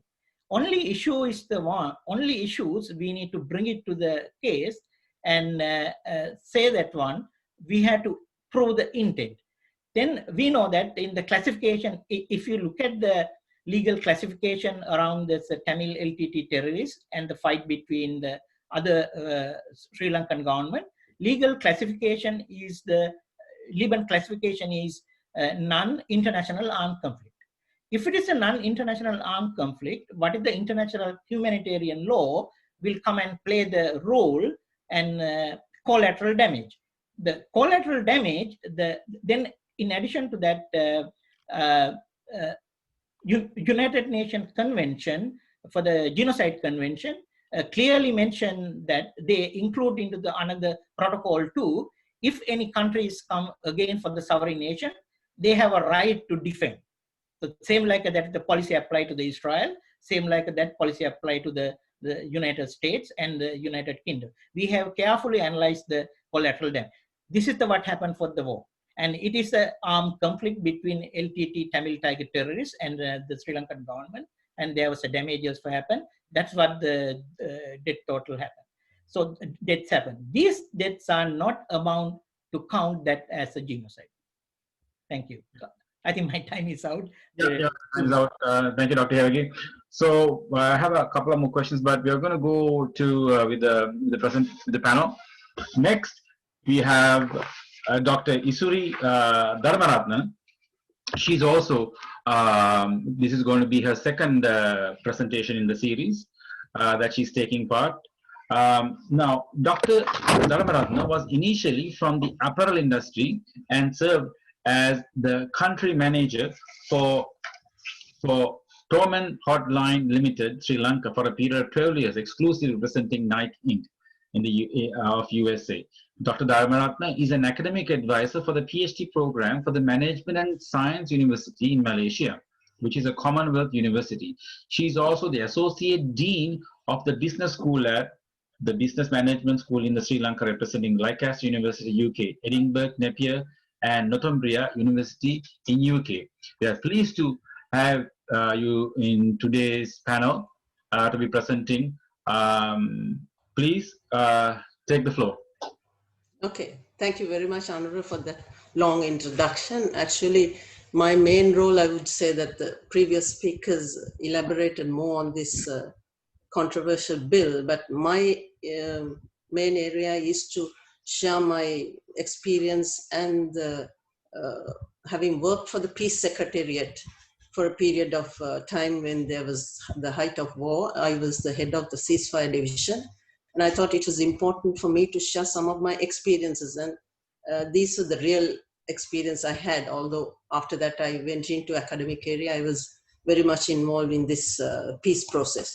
So let me just begin. I don't want to take time, maybe my slides are too much, but I would just go through. I'm only emphasizing on certain areas because my previous speakers have already elaborated on others. The LTTE funding, I'm just giving a little bit of LTTE funding, which the US State Department has said that they are the most richest militant group we have in the world. And even after the war, they still managed to continue to raise the funds. That's the best part of it. After 2009, which they never anticipated the war to end, they still continue to raise funds. And I tend to think here, they even went to bribe the US officials to take LTT off the list, banned list. But where is this money going? That is only my concern. The money is not coming back to the Tamil people for their education or for their development. That's all. I just want to emphasize a little bit. The India being our neighbor, who is actually keeping a close tab on the LTT activities. They know what unlawful activities they have been carried out. They have extended the ban. I have the feeling, because they know exactly what is happening, unlike the West or US or Canada, they exactly know what the LTT activities are. Why this new name TGT? I'm thinking that people are trying to leverage on the name, so that because LTT is a banned organization, that they must be coming out with this TGTE just to leverage, and also to deceive the Canadian government, putting up a bill which is totally blatantly a lie, as all the other speakers said. I'm not going to go on to details. So my main area has been the ceasefire violation, because I was the head of the peace on the ceasefire division. My main aim was to keep a tab of the violations between the Sri Lanka Sri Lanka monitoring missions and the civilians, whatever the ceasefire violations were actually on a daily basis we were monitoring. And I don't need to emphasize on this, 3,830 against 351, which totally shows that what kind of, and these are not just figures that was given, these were credible figures that was taken and agreed by both parties before they published on the SLMM website. The most alarming ones were the recruitment of the children for this war. Now, all those, UNICEF has given a figure of 3,560. They went on to say that's not the figure. The most disturbing ones for us was, at that time, was these children being taken, abducted when they were going to school just for LTT activities. Now, this last, the second picture, I would like to just to give 2 minutes on this. This is the picture that I received while I was working, where this is the death funeral of Tamil Chelvam. I don't know, you would have heard, he was the leader of the political wing. And you can see the child that was there at the funeral. This picture was sent direct to me. I don't want to divulge the source now, but I'm just emphasizing what the children went through during that time. The Tamil civilians were constantly in contact. The Tamil civilians' parents, may I correct that? Because the parents were constantly in touch with me. They sent letters in Sinhalese, English, Tamil, asking us, please save our children from this LTT. And there was nothing we could do about it. As a peace secretary, we could only inform the Sri Lanka Monitoring Mission and the ICRC, but there was nothing. But with some of these LTT cadres, one boy has become actually singing star subsequently. So I'm not going to, there were so many 4,156 cadres at that time when we were there who surrendered to the army, and out of which 1,086 were females, and most of them were integrated back to the society. So I'm giving more of the experiences I went through, but 1 or 2 points I'm also going to elaborate on the 104 bill. I said not right to vote, the language, religion, and culture. I'm not focusing on the language, all that, because the previous speakers already have done that. I'm only saying about the right to vote there. 2010 and 2015 results I've taken, the Jaffna district, which only says that the Tamil people had the right, and this percentage only reflects that they were free to vote. And the other thing, this is the 2010 results. I have given not the whole thing, only in the Jaffna district, and one is Mulathil. And this one was the cultural heritage. You know, as other speakers mentioned, majority of the people live in, Tamils live in Colombo. In 2012, they have done according to census and statistics, almost 235,090 people live in Colombo. So one of these cultural, this is their famous cultural events, which was on 2010 in Jaffna, just after the war, and the other one is 2013, which was in Colombo. These are another one, this was from 2019, I have taken some photographs. So we are not, they're privileged not only to celebrate their cultural and whatever religious events in Jaffna, as well as the capital of Sri Lanka, which is Colombo. And then this is another one, which is the latest one. They have a museum, which is the first time in history such a museum is set up in the north. So whatever they are saying in that bill has no sense, or they're just giving some details so that Canadian government will be convinced with these ones. So about the food shortage, I think Dr. Chandra mentioned earlier, I was involved in that. The food shortage was ICRC, we were monitoring with ICRC. The food was more than sufficient for any of the civilians. But I'm happy to say that Sri Lanka is the only country in the world who fed the terrorists as well throughout the war. We not only fed the civilians, we fed the terrorists, because we couldn't isolate. Even most of the trucks were hijacked sometimes, food trucks. We didn't mind because that was what we were doing. And this is one of the events, because of the time constraints, I'm going a little bit fast. Some of the events we organized in Jaffna, which was with the leading private companies, we gave some exposure to the Tamil people, the educational industrial exhibition. You can see how they enjoyed that, and a little bit of GDP growth, because that was what we were monitoring earlier. GDP growth in 2010 to 11, there was extensive growth in GDP levels in the north. I think the previous speakers also said something to that effect.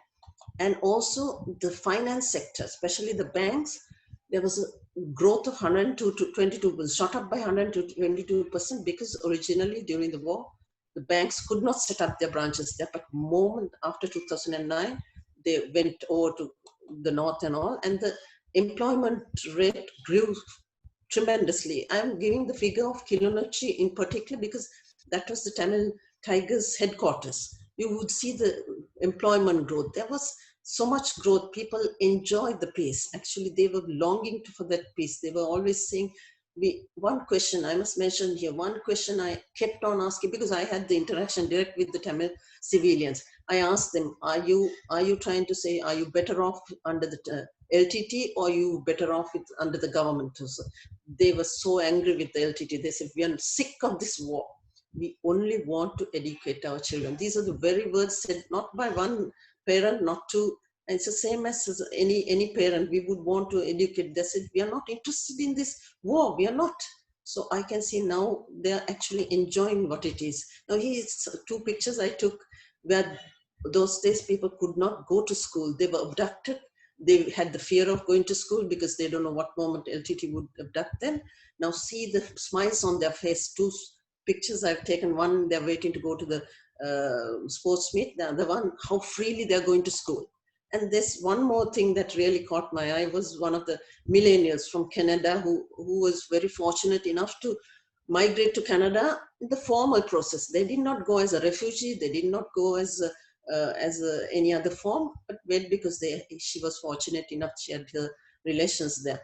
But she was asked that, are you a Tamil Tiger? But I think these people must understand, they must know the real truth of what has happened in Jaffna. I have seen what the Tamil people have gone through. So I'm sure these people who are already millennials, that's the age group 20 and all, are not aware of what their brothers and sisters have gone through in Jaffna. So a little bit of this, I'm running out of time. I will just quickly go on this one. Says genocide. I've taken exact wording. Genocide is deliberate and organized killing. Because they mentioned that, I thought I should give you the three communities. They did the act of getting away. Even I think Daya also mentioned this, that how the Muslims were asked to evacuate within 24 hours. Some of them were pregnant mothers, all that. They were not even given time. The one small story given by a 14-year-old. I'm just giving the three communities. Muslims were affected. Then second one was the massacre of Muslims. You say that there was never a massacre of this ever experience. I don't want to put any other pictures, so I put only a picture, which this was from the BBC. Andrew, he has put this article. He himself has put, this is ethnic cleansing, Tamil Tiger campaign of ethnic cleansing. This is not what we are putting. This is what the BBC News article depicted. That is one. Then the Sinhalese massacre already mentioned. I don't want to include pictures because they were so damaging pictures. So every community, the LTTE Tamils. Now, why did I take Tamils? I'm not emphasizing on all the Tamils they killed, but the most number of Tamils were killed by LTTE, I would say, apart from the Sinhalese and Muslims. This Kaitish Loganathan was because he was the deputy head of the peace secretariat when we were working. He was a lawyer and he was against the children being recruited as child soldiers. He was not spared. He was just gunned down when he was on his way to our office. He was gunned down in front of his family. There's the other one also. There's only one or two. I don't want to highlight the whole thing, but the most prominent person that they killed, assassinated, was the former foreign minister, who was tipped to be the next prime minister of Sri Lanka because he was totally against the activities of LTTE. He was a man born in Jaffna and a lawyer, so he knew exactly what was LTTE doing. He was not spared also. They came down to Colombo, which is the capital of Sri Lanka, used a sniper to assassinate. You can imagine how powerful LTTE has been.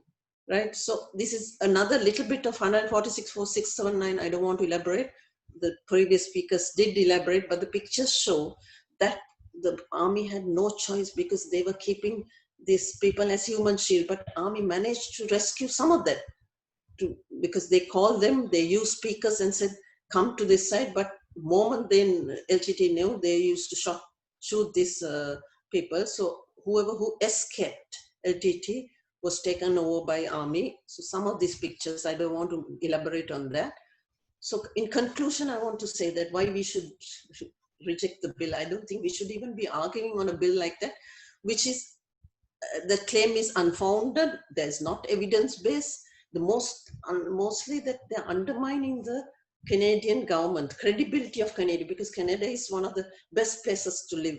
That's what they have been. Canada and Norway has been one of the best places to live. They're undermining the Canadian authorities. And also the most important, the last thing is, which they're saying, the education way, what they're trying to do, they're psychologically damaging not only the Canadian millennials, that is between that age group, they're instilling hatred among the next generation. They not only ruin one generation by recruiting them as soldiers, but they're going to ruin the next generation.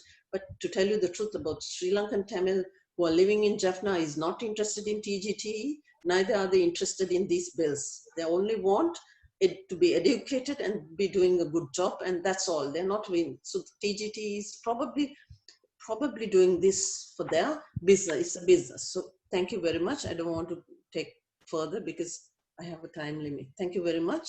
Any questions? I always have this: all tigers are Tamils, but all Tamils are not tigers. Thank you very much. Thank you, Dr. Dharmaratne, for your presentation. Now, as you mentioned, Dr. Dharmaratne has a first-hand experience during the end of the conflict time, and her testimony on what really happened on ground zero paves a huge weight on the facts that we are presenting. So the Institute is so glad to have you present the facts today. Harrison from Mahakam asks, Bill, now to bring you to join the facts to the local issue of this Bill 104. It goes, genocide is the deliberate act of organized killing of a group or groups of people, unquote. Do you feel that they have any sort of evidence to say that such killings are factual? You have 2 minutes, Dr. Dharmaratne. Okay, no, I'd like to, because this was discussed over and over again. I would look at the other side of this, as Dr. Neville mentioned, that we have to have the numbers and all that. But what surprised me more is how did they come out with this precise amount, 146,600. This is something that Canadian government also should investigate. Actually, our local even the embassy should demand for an explanation from them, because there's no way they could give 146,679, which baffle me. So that alone is enough, as Neville says, to reject the whole bill. And I don't think we should even waste, when the whole world is grappled with COVID, loss of jobs, and economic downturn. Do we need this kind of bills? That's all I have to ask. There's no evidence whatsoever. Thank you. Thank you. And a follow-up question is, do you feel that they are, from Sandaru from Germany asks, do you feel that they are genuinely concerned about the Tamil children in Sri Lanka? How would they benefit from the so-called Bill 104 Education Week? Well, I think I mentioned earlier also that the Tamil people in Jaffna are not, they're enjoying peace. The children are never seen this kind of peace. They want this kind of development. They're not interested in TGT. TGT is only for their benefit, for their money laundering. Actually, the Canadian professor said the byproduct of LTT was money laundering, human trafficking, all that. So I can only think that's the only thing that they are interested in, not the children. And they're trying to educate children the wrong information. If they were giving the correct information, I don't mind even being a part of it. So they're not going to benefit in any way. There's some ulterior motive behind this act. Thank you very much. Thank you, Dr. Thank you, Dr. Dharmaratne. Next, we are going to present our next panelist, Mr. Hasaka Ratmalala.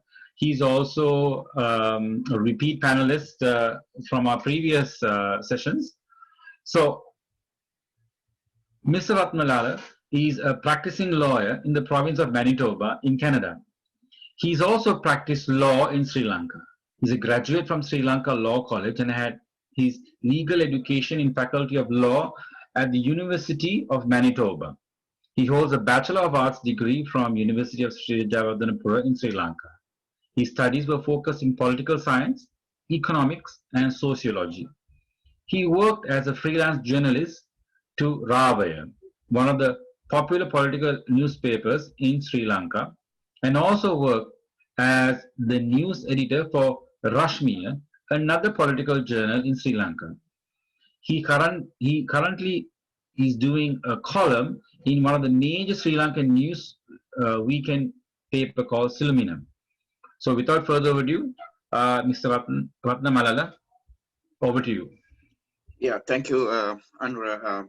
Actually, I'm not going to make any presentation, special presentation today, but I would like to elaborate on certain thing, which is why this type of allegations repeatedly coming against Sri Lanka, like throughout these years. The war ended in 2009.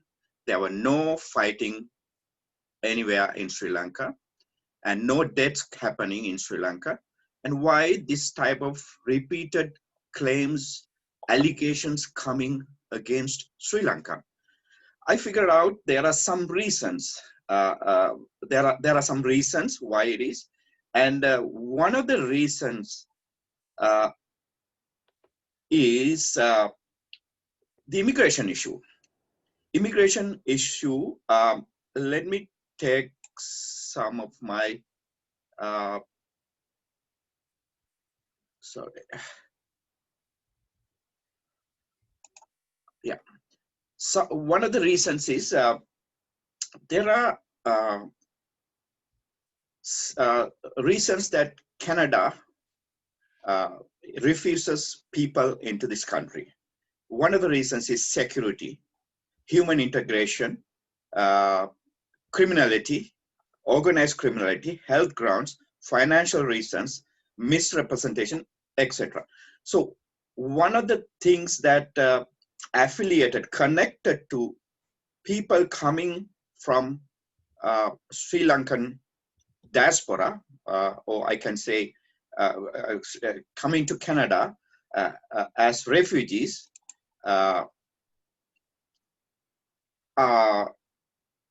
the reason of security issue. One of the reasons rejecting the claims. So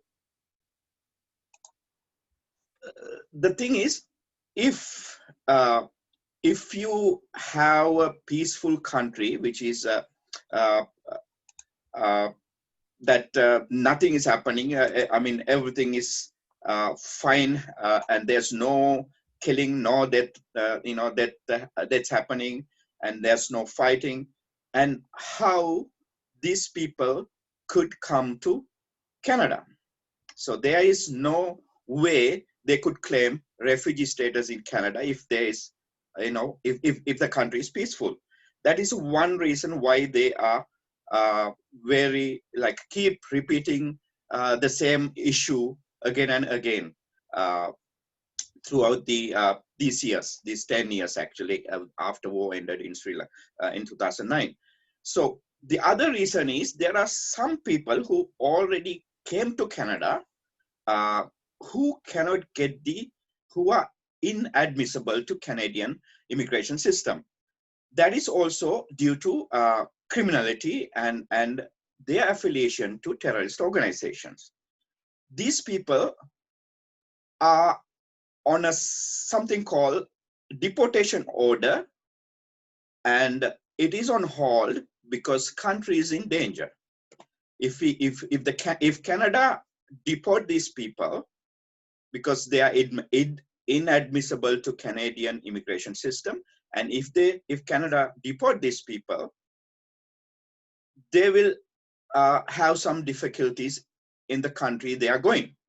So then those people who's supporting this group because they are affiliated with some terrorist organizations,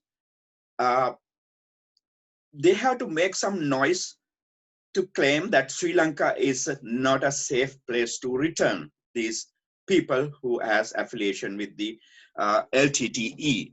And I have some information about which I have recently came across. Let me see whether you could see this.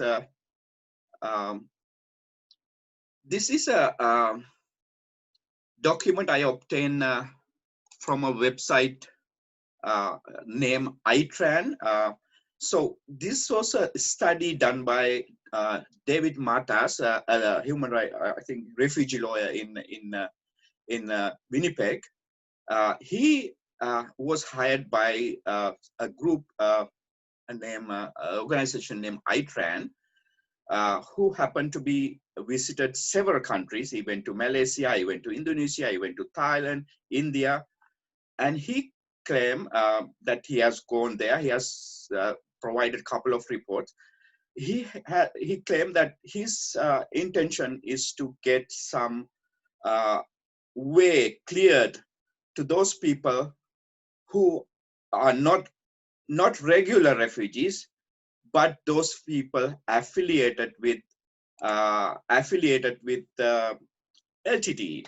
In his report, this is about when he went to Brazil to study whether they could harbor these people. He has mentioned clearly in his report, many of Sri Lankan Tamils who fled the civil war were simply attempting to escape the crossfire.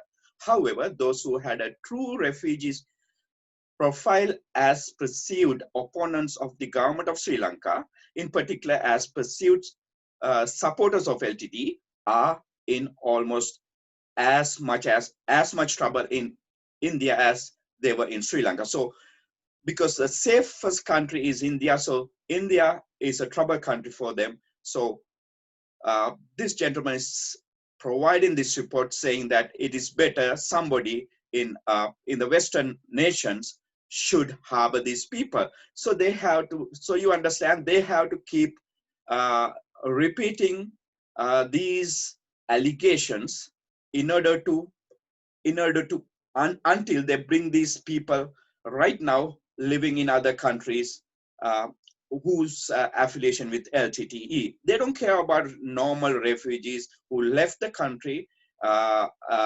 who in fear of getting dead, or in fear of somebody might shoot him, or actually there are some more people there looking for financial gains, but they are not worrying about these people.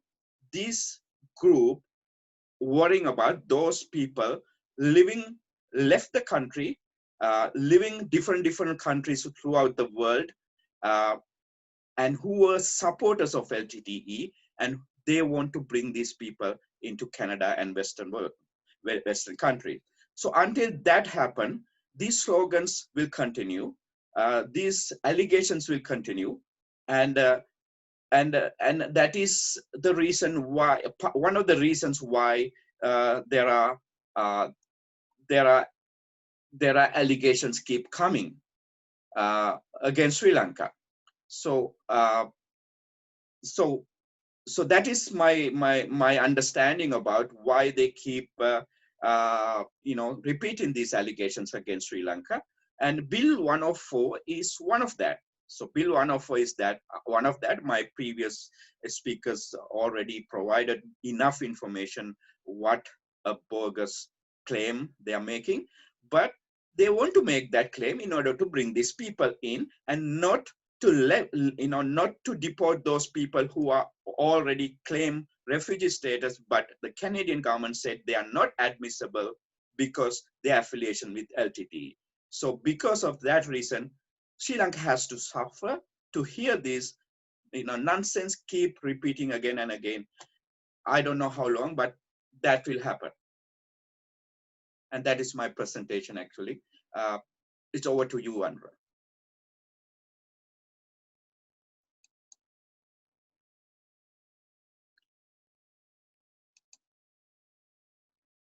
Hello.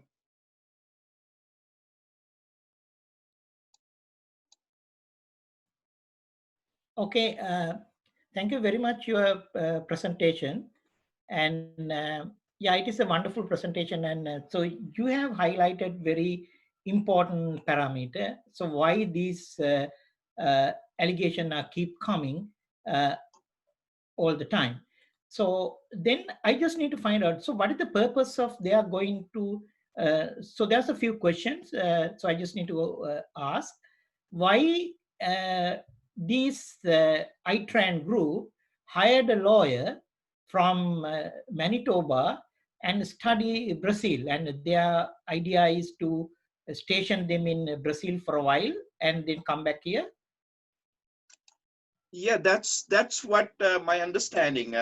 That's what my understanding. Maybe that's their plan, because he clearly what I see from his reports is he's going through each of these countries and looking any possibilities whether they could harbor these people there. And mostly I can see is that they are not welcome in those countries, and so it eventually it will end up in Canada or other Western countries, United States, Canada, Australia, or UK.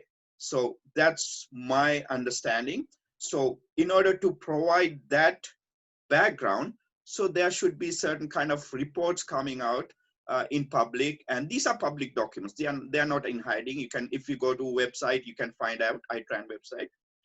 This document, they publish this, then these documents saying, oh, these countries are not safe for these people who had fight with LTTE against Sri Lankan government. So this is the only way that we can provide settlement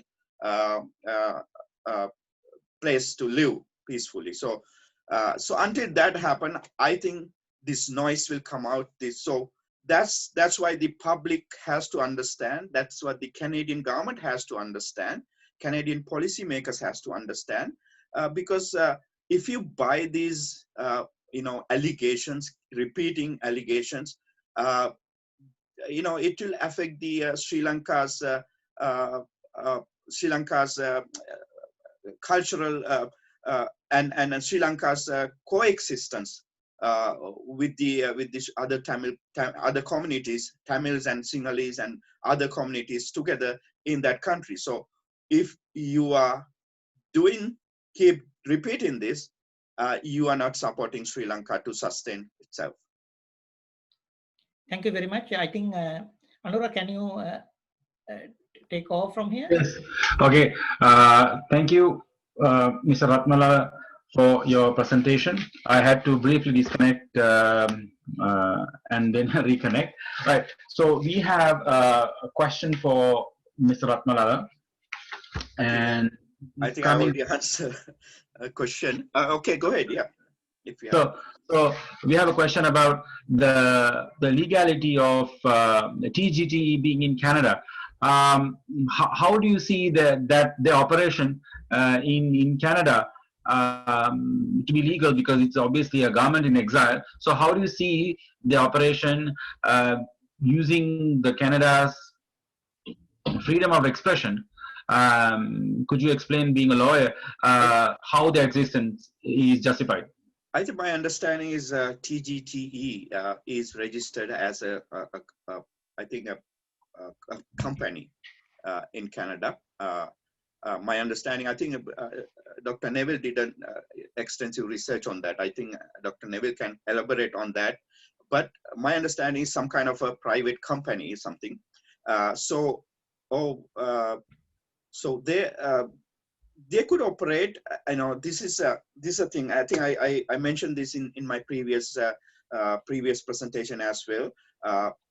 Canada has a freedom of expression provided to all citizens of this country, as long as you are providing, you are expressing yourself, your affiliation to whatever ideas you bear in your mind. You can make it, but as long as you are not affiliated and supporting financing of terrorism, then they're going to be a problem. So my understanding is whether TGTE collecting money in support of terrorism, or is TGTE, my question is TGTE collecting money in order to support terrorism in Sri Lanka? Or that is the question that we have to find out, whether is that the case. There are a lot of instances that TGT has asked money. There are evidence, and I don't know how that could be, bring it to terrorist financing. If there are, and that's what the policymakers has to look into. That's what the RCMP and other security people has to look into if they are going after TGTE. On personal level, I don't have much evidence on that, but there may be. You should the policymakers and the security intelligence people has to look into these people, how far these guys are collecting funds, and how much they're collecting and what for. So that's my answer, I guess. Thank you, Mr. Ratmala. So with that, we are going to go into the question and answer with the town hall session. Sorry, can I add something else? The ITRAN group, I can just add that there's a little connection with the ITRAN group and so-called TGTE. There's an individual name, I think I can find out in my, let's see, in here, in the ITRAN website, there's a gentleman named Sam Ratna. He's the country coordinator is Sam Ratna, and Sam Ratna is Tamil, Sri Lankan Tamil. And I also found something from this WikiLeaks website. One of the WikiLeaks telegrams issued by the US Embassy. In here, it says that Muthukumaraswamy Ratna, internationally displaced persons, refugee, and persons of POWs, so persons of war. So he is the minister for TGTE, minister for internally displaced and refugees. So this was in WikiLeaks website, and so this Sam Ratna, this Muthukumaraswamy, let me see, Muthukumaraswamy Ratna and Sam Ratna in this ITRAN group are both same. He is living in Winnipeg, and so you will see, you can connect the dots, how these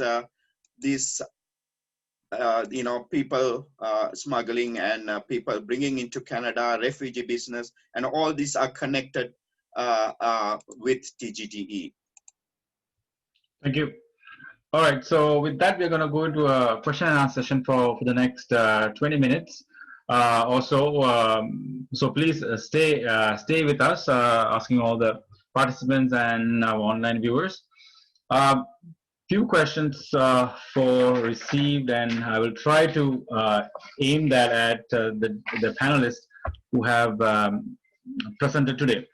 So, question for Mr. Gamage is: can someone explain to be given to the almost dissolution of the Tamil nationalist fervor in the northern and eastern provinces, reflected in Sri Lanka's just concluded parliamentary election, with the demise of the traditional political power of Tamil political parties, and thus the mover of the Bill 104, where the Tamil people in the north of Sri Lanka, in expressing their will to be just at the August 2020 election, only interested in socio-economic progress?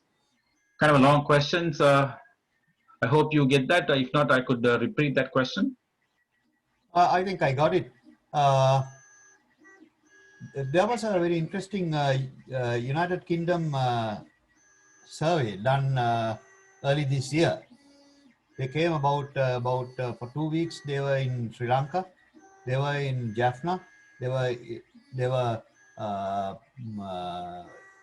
questioning, and they were asking people in Jaffna what they really want. And in fact, they were talking about the Vishwanathan Rudrakumaran's TGTE. They did not know much about it.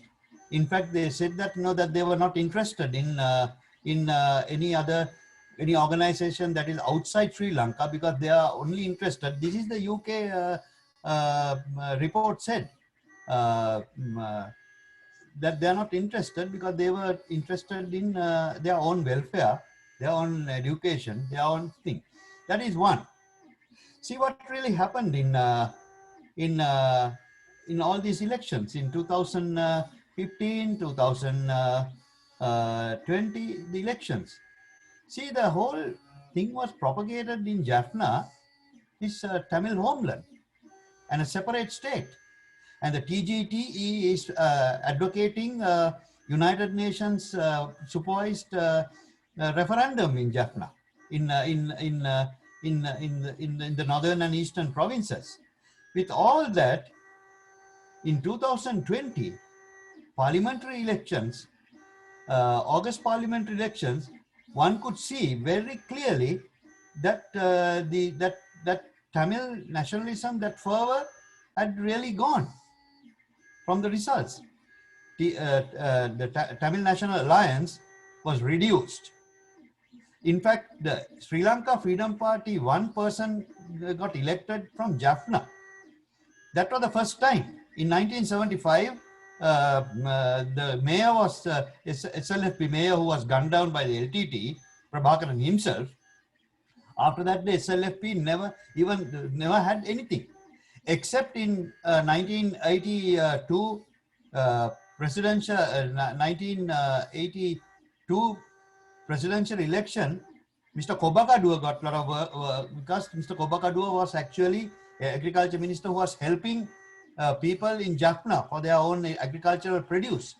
So therefore he got votes. But the national parties like the SLFP never had any thing, except this time where the SLFP had one seat. Then you can see the reduction, the clout that the Tamil political parties lost in the northern province and eastern province, both provinces, in the August 2020 elections. See the concentration of the votes in 2019. President Gotabaya Rajapaksa's. It was very clear that after 1983, which was anti-Tamil riots orchestrated by the government itself, not the Sinhalese people. They happen to be Sinhalese who went there and this thing. After 83, with all the provocations by the LTTE in the south, killing Buddhist monks and children, there was not a single provocation at all 1983 up to now. In fact, they allowed the Tamils to come and live in the southern western districts, 56%. See, and then what happened was that the message that was given by the people in Sri Lanka was that they are not interested. Sinhalese people, 90% who voted for Gotabaya Rajapaksa for the presidency, said they are not interested in this devolution of power. They are not interested in federalism. They are not interested in anything of that sort. Now, the same sentiment was reflected in the 2020 August elections in the northern and eastern provinces by the Tamils themselves. They want economic prosperity. They want education. So that is exactly the change that you could see in these 20 years or so in Sri Lanka. And that is what is happening right now in Sri Lanka. That whole fervor of separatism, devolution of power or whatever it is now gone. They're not interested. That is why that UK survey report said that the Tamils in the northern province were not interested in any other organization outside their areas like TGTE. They are only interested in their economic welfare. That is exactly what the government really should focus on, and the government was doing that in previous times. Thank you.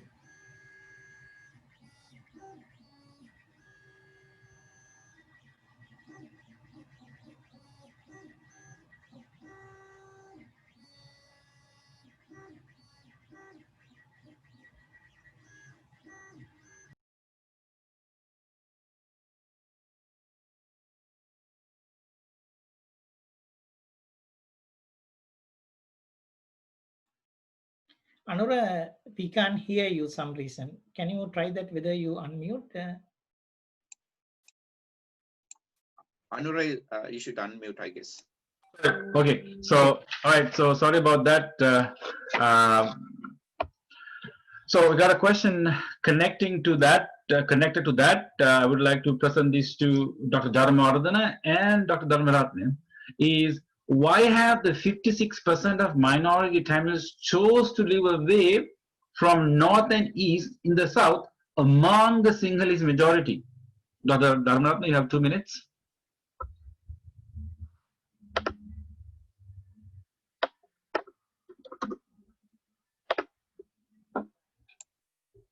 Is it I have Isuri? my mic also mute. Okay, is it for Dharma Vardhana or Dharma Ratna? Dharmaratne, for you. Go ahead. Okay. So actually, from those days, it says the normal civilian population, Sinhalese and Tamils, have no problem. It is only created by this LTT, that particular group.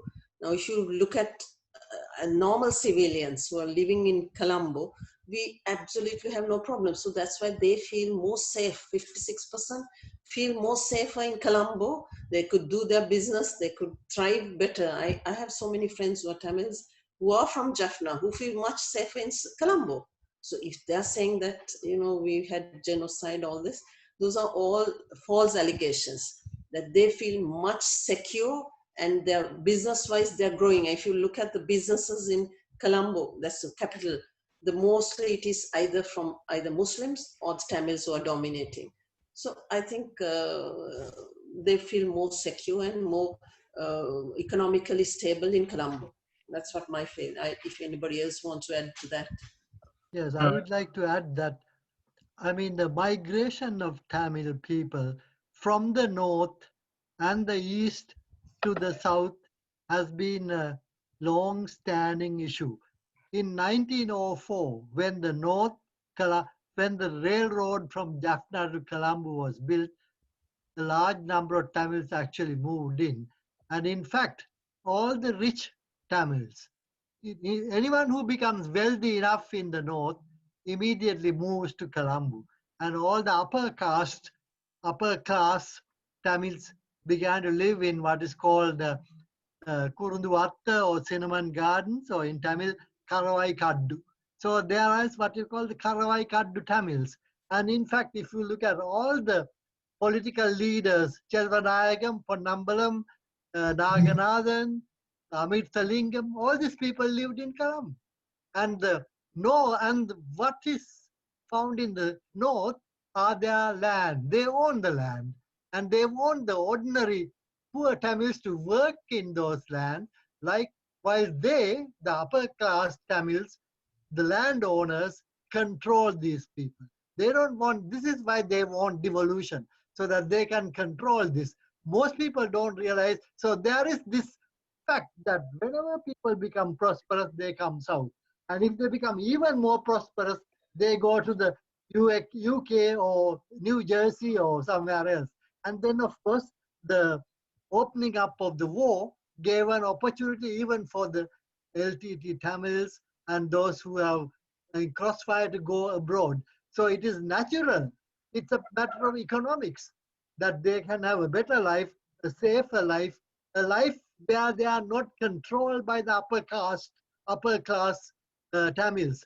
An ordinary Tamil living in the north is uh, subject to the hierarchical system of the caste system that they can escape when they come south.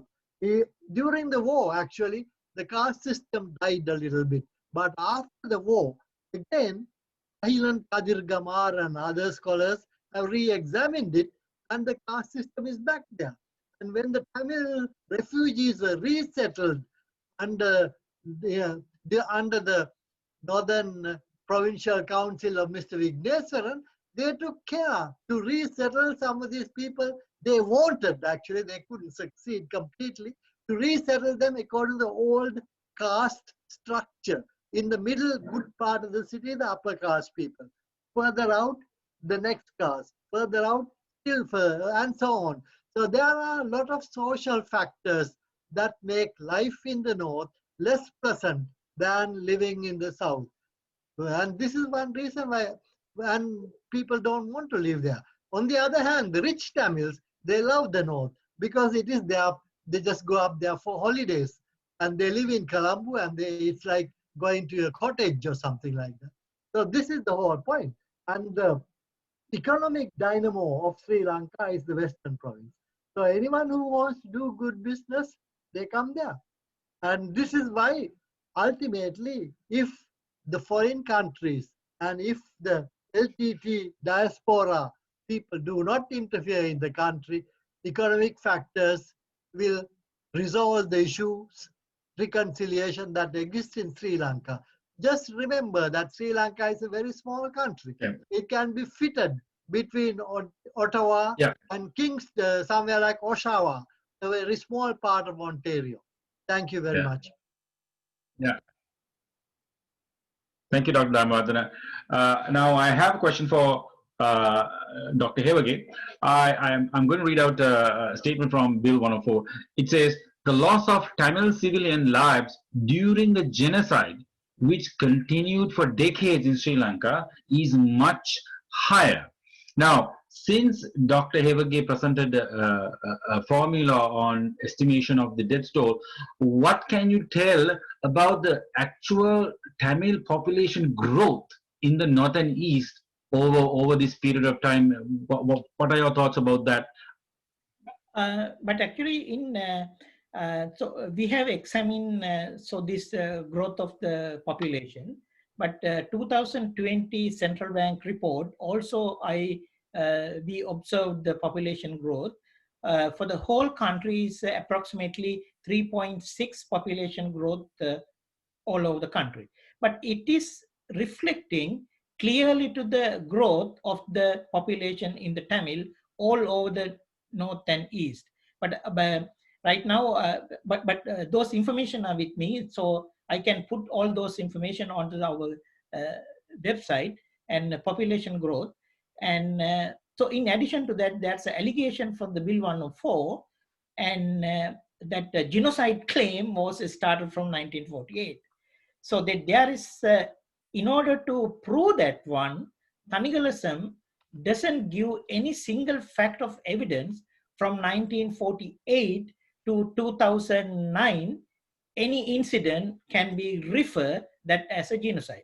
Only thing he is referring as a genocide, 2009, May 18, and he claimed 146,000 people died. So that is only one incident. So that is one of the biggest fallout in the Bill 104. Based on that matter, I mean, from 1948 to the 2009 May 18, there is no any single fact he can prove connect to the genocide. And he also tried to connect to the genocide from 2009 May 18 for the death total. Those things are not constitute to prove that as to connect to the genocide. So this can be false, and it's a blatantly lie and false accusation. It should be, Bill 104 should be rejected. But population, when you come back to the initial question, population growth is very steady. There is no evidence to see any one of the provinces, either north or east, population was hidden. But only issue what we can see, there's a labor migration. But I don't know, Mr. Thanigalasingham did not consider about the labor migration or maybe the people migration. As an example, Northern Peninsula, because right now they have a 1.1 million Tamil civilians are living in Northern Peninsula. But we need to understand one demographic.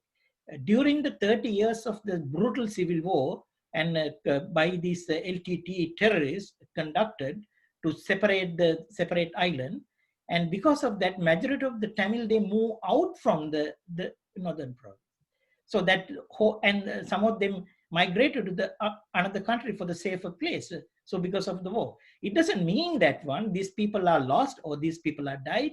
So we need to look at the whole bigger picture. But then our statistical modeling and our statistical analysis and the Statistics Canada and other professionals, they use this computer modeling, and there is no such evidence to see there is a hindrance of the population growth of the Tamil. Thank you, Dr. Hevage. I present this question to Mr. Gamage. Now, the Bill 104 states Sri Lanka state has systematically Mr. Gamage, are you there? Can you hear me? You are muted. Muted. So I have a question for Mr. Gamage. So now the Bill 104 state that the Sri Lankan state has systematically disenfranchised the Tamil population of their right to vote and to maintain their language, religion, and culture. I'd like to bring in the fact that the 13th Amendment for Sri Lankan Constitution in 1987 added Tamil language as an official language. How do you see these allegation coming through, given that they also, the LTTE murdered about 160 politicians, and also there are days significant Tamil cultural events observed in Sri Lanka. How do you see this fact that is stated in the bill, this allegation stated in the bill, and the fact that we have, how do you draw, what are your thought about this contrast? Is muted, I guess. Please unmute. Yeah, please unmute yourself.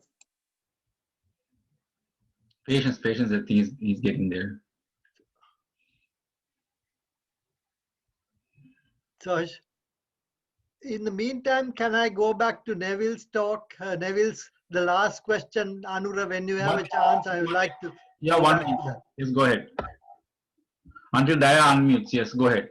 Okay, so I just want to get back to that question of the population issue. because we have done a lot of computer modeling and all that, and we have published a lot of stuff on these populations. So let me show you we have a graph that I presented here. This is the graph. This graph shows you all the details. I don't know if you can see this in large picture, but you see that this is what the question raised was, has the population gone up? And what has happened to labor and other immigrations? So we have done this computer modeling, and also we have tried to check the claims of the Tamil diaspora that they have 3 million Tamils in Toronto, 2 million Tamils. These are all completely wrong. This is based on all the information available from the central bank and reports and census data. You see in 1948, this is the population. And you see the population of the Tamils going up. And this is we did not take the results from 2020 because we like it to be reconfirmed. So we took the data just a little before, which is fully confirmed by independent checks. And you see that the effect of immigration was to slightly lower it. But now after the war, it's going up. This is the war period. And so the demographics show that the Tamil population is going up. And in fact, the gradient or the steepness is faster than the Sinhalese population. So the Tamil population has grown very much fast, and we know exactly how much they have moved out, and we know how many are in Toronto, how many are in Europe, and so on. Thank you very much. Thank you. Can you hear me now? Can you hear me? We can hear you. Did you hear the question that I raised? Yes, yes. Yes. In fact, you are talking about the disenfranchisement. You know, it's Bill 104. When they say that, you know, that the disenfranchisement of Tamils, the Canadian authorities must be thinking that what the hell is going on in Sri Lanka? They are disenfranchising Tamils. No, this happened in 1948. That the Tamils of Indian origin, they disenfranchised those people in 1948, and then they restored them after about 6-7 years later. The Indian Tamils are 5.5% in Tamils of Indian origin are 5.5% in Sri Lanka. They never disenfranchised the Sri Lankan Tamils. They never did that. So when 104 says that, you know, the disenfranchisement of the Tamils, the Canadian authorities take it wrong, very wrong. That, you know, they think that, you know, that the Sri Lankans are disenfranchising the Tamils. No, there are two types of Tamils here in this country, in Sri Lanka. One is that the Sri Lankan Tamils, that is 11.1%. Then there is the Tamils of recent Indian origin who were brought by the British for Sri Lanka for plantation work, that is now 5.5%. They are trying to put this together and make it 18%. That is what they are trying to do. In fact, the Canadian authorities should know that 5.5% of Tamils of Indian origin who are mostly domiciled in the central provinces and the southern provinces never took part in any of this LTTE terrorism, separatism, nothing at all. They never, in fact, the Tamils of Indian origin, that whole area in the hill country, they never allowed the LTT to infiltrate those areas at all.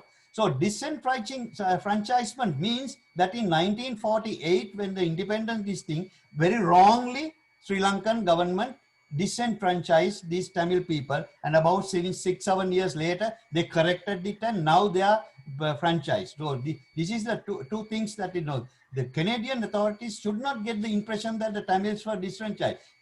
Sri Lankans, all the Sri Lankans who are living there, citizens, Tamils, Sri Lankan Tamils, the Tamils of Indian origin, the Sinhalese, Muslims are franchised. They use their franchise very freely. I would like to add one word to it if you have a minute, and that is in 1947, when the Tamils in the hill country, when independence was given, the question was asked, what happens to these Tamil workers in the estates? And at that point, the leader of the government, Mr. D.S. Seranayake, appointed the Tamil Sir Kandaya Vaidyanathan, who was in the Department of Foreign Affairs of that time, to draw up the bill. And it was them, together with G.G. Ponnambalam, who decided that the word disenfranchisement is wrong. They were not disenfranchised. The law, the Indian Tamils Citizenship Act says that anyone who had lived in Sri Lanka continuously for 7 years, if they can show their residence, they were made citizens. If they had not been living continuously for 7 years, they were not made. And in fact, many of these Indian workers, those days the British did not even allow them to come by train. They were regarded as low caste and they were not allowed to take the train. They had to walk from South India through the north and go back. And very often some of them came, and after about 5 years, they were removed by the British because they didn't want them to get entrenched. So nobody had, so many people didn't have souvenirs. Furthermore, the LTTE and the Northern Tamils didn't want to associate with the hill country Tamils because they regarded them as low caste. And this is the other reason. And so when they say that they were disenfranchised, it is not true. They were given the right to get citizenship if they had the qualifications. If you know how hard today, even in the 21st century, for someone to become a citizen in Canada or Europe, I mean, you realize how generous they were. I mean, the government did give them citizenship. And after that came the Srima Shastri agreement. And finally, in the 1980s, all the Tamil estate workers were made citizens without question. So this is a canard. This is completely false representation. Thank you. Thank you, Dr. Damodaran. Now, given these discussions that we are having, we cannot ignore the fact how the geopolitics plays in this. So, to this distinguished panel, the following question is tabled, and welcome your 1 minute thoughts on this. The future of Elam Tamils in the current geopolitical environment, given the stakes of India and China in Sri Lanka, how is this going to play for the future of Tamil Elam? I'm going to start with Daya. You have 90 seconds. What's your thoughts? Yeah, the geopolitics is, of course, it's completely different in 2020. India's stance during the Indira Gandhi's time is now over now. Really, what really happened was actually the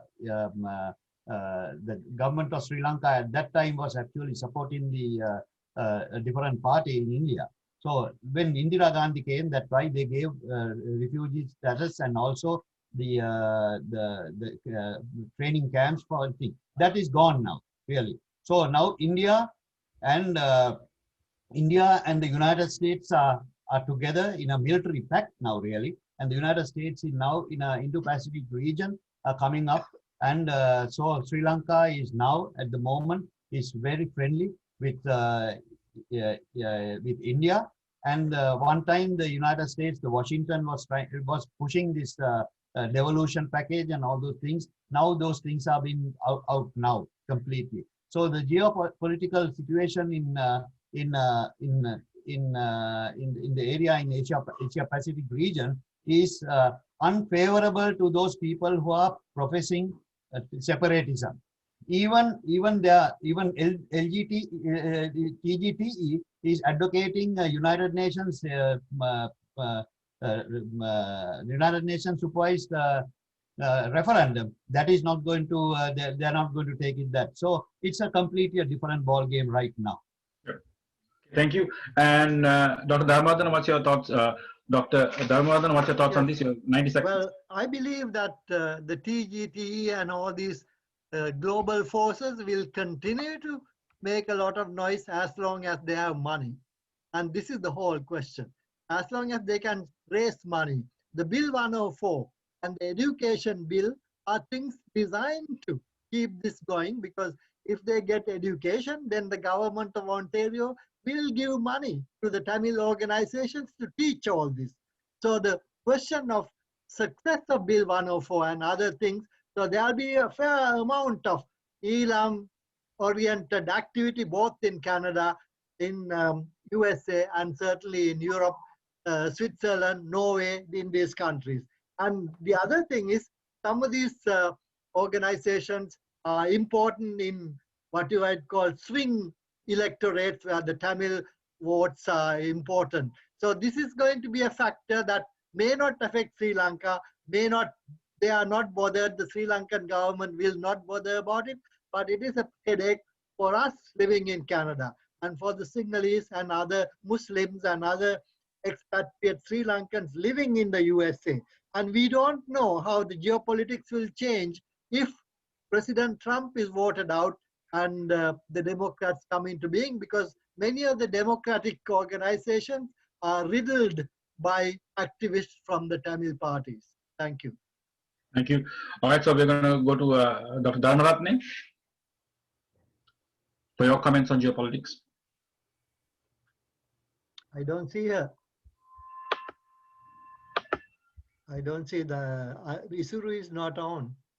He's on, but on mute. Okay, sorry.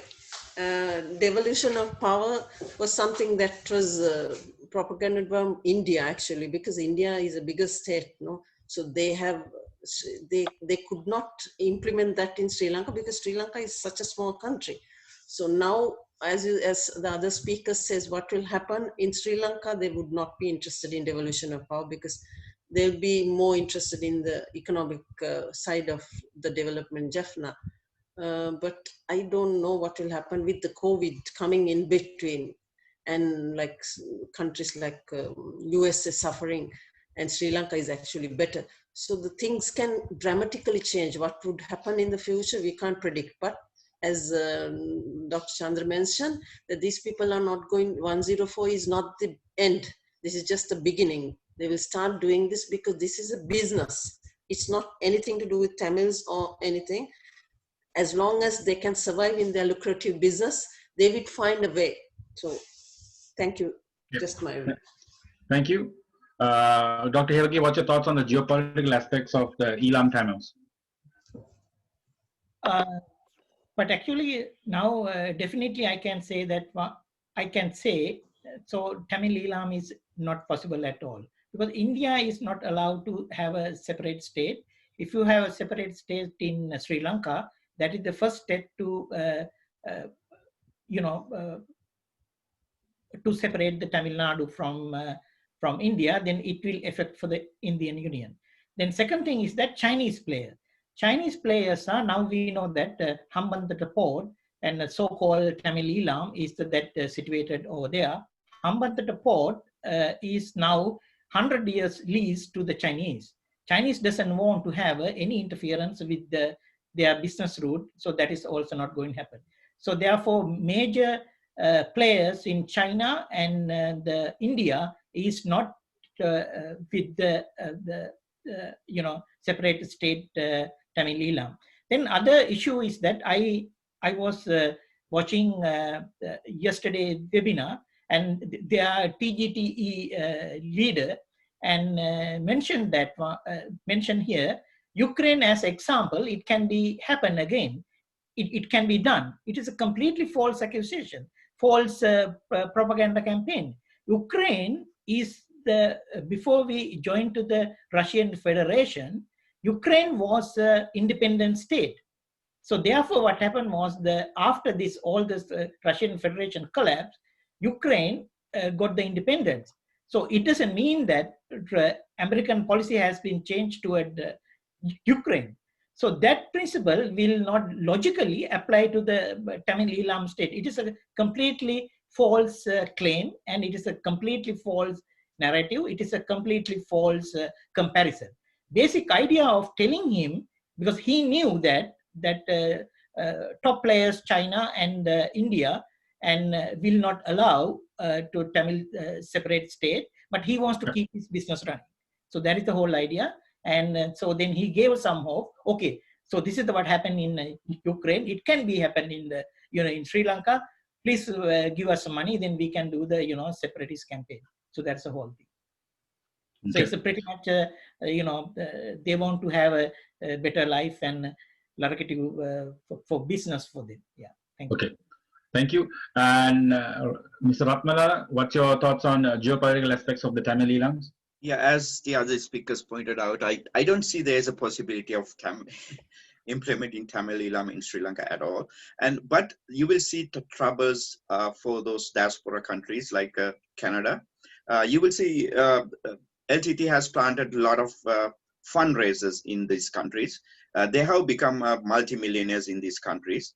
So they want to keep, they have, operating, they're spending lavishly to some political parties. You will see political parties are still in these diaspora countries is still speak against Sri Lanka because their money, and they have enough money for that, and they keep doing this in order to more money to come into their coffers. So that's what I will see.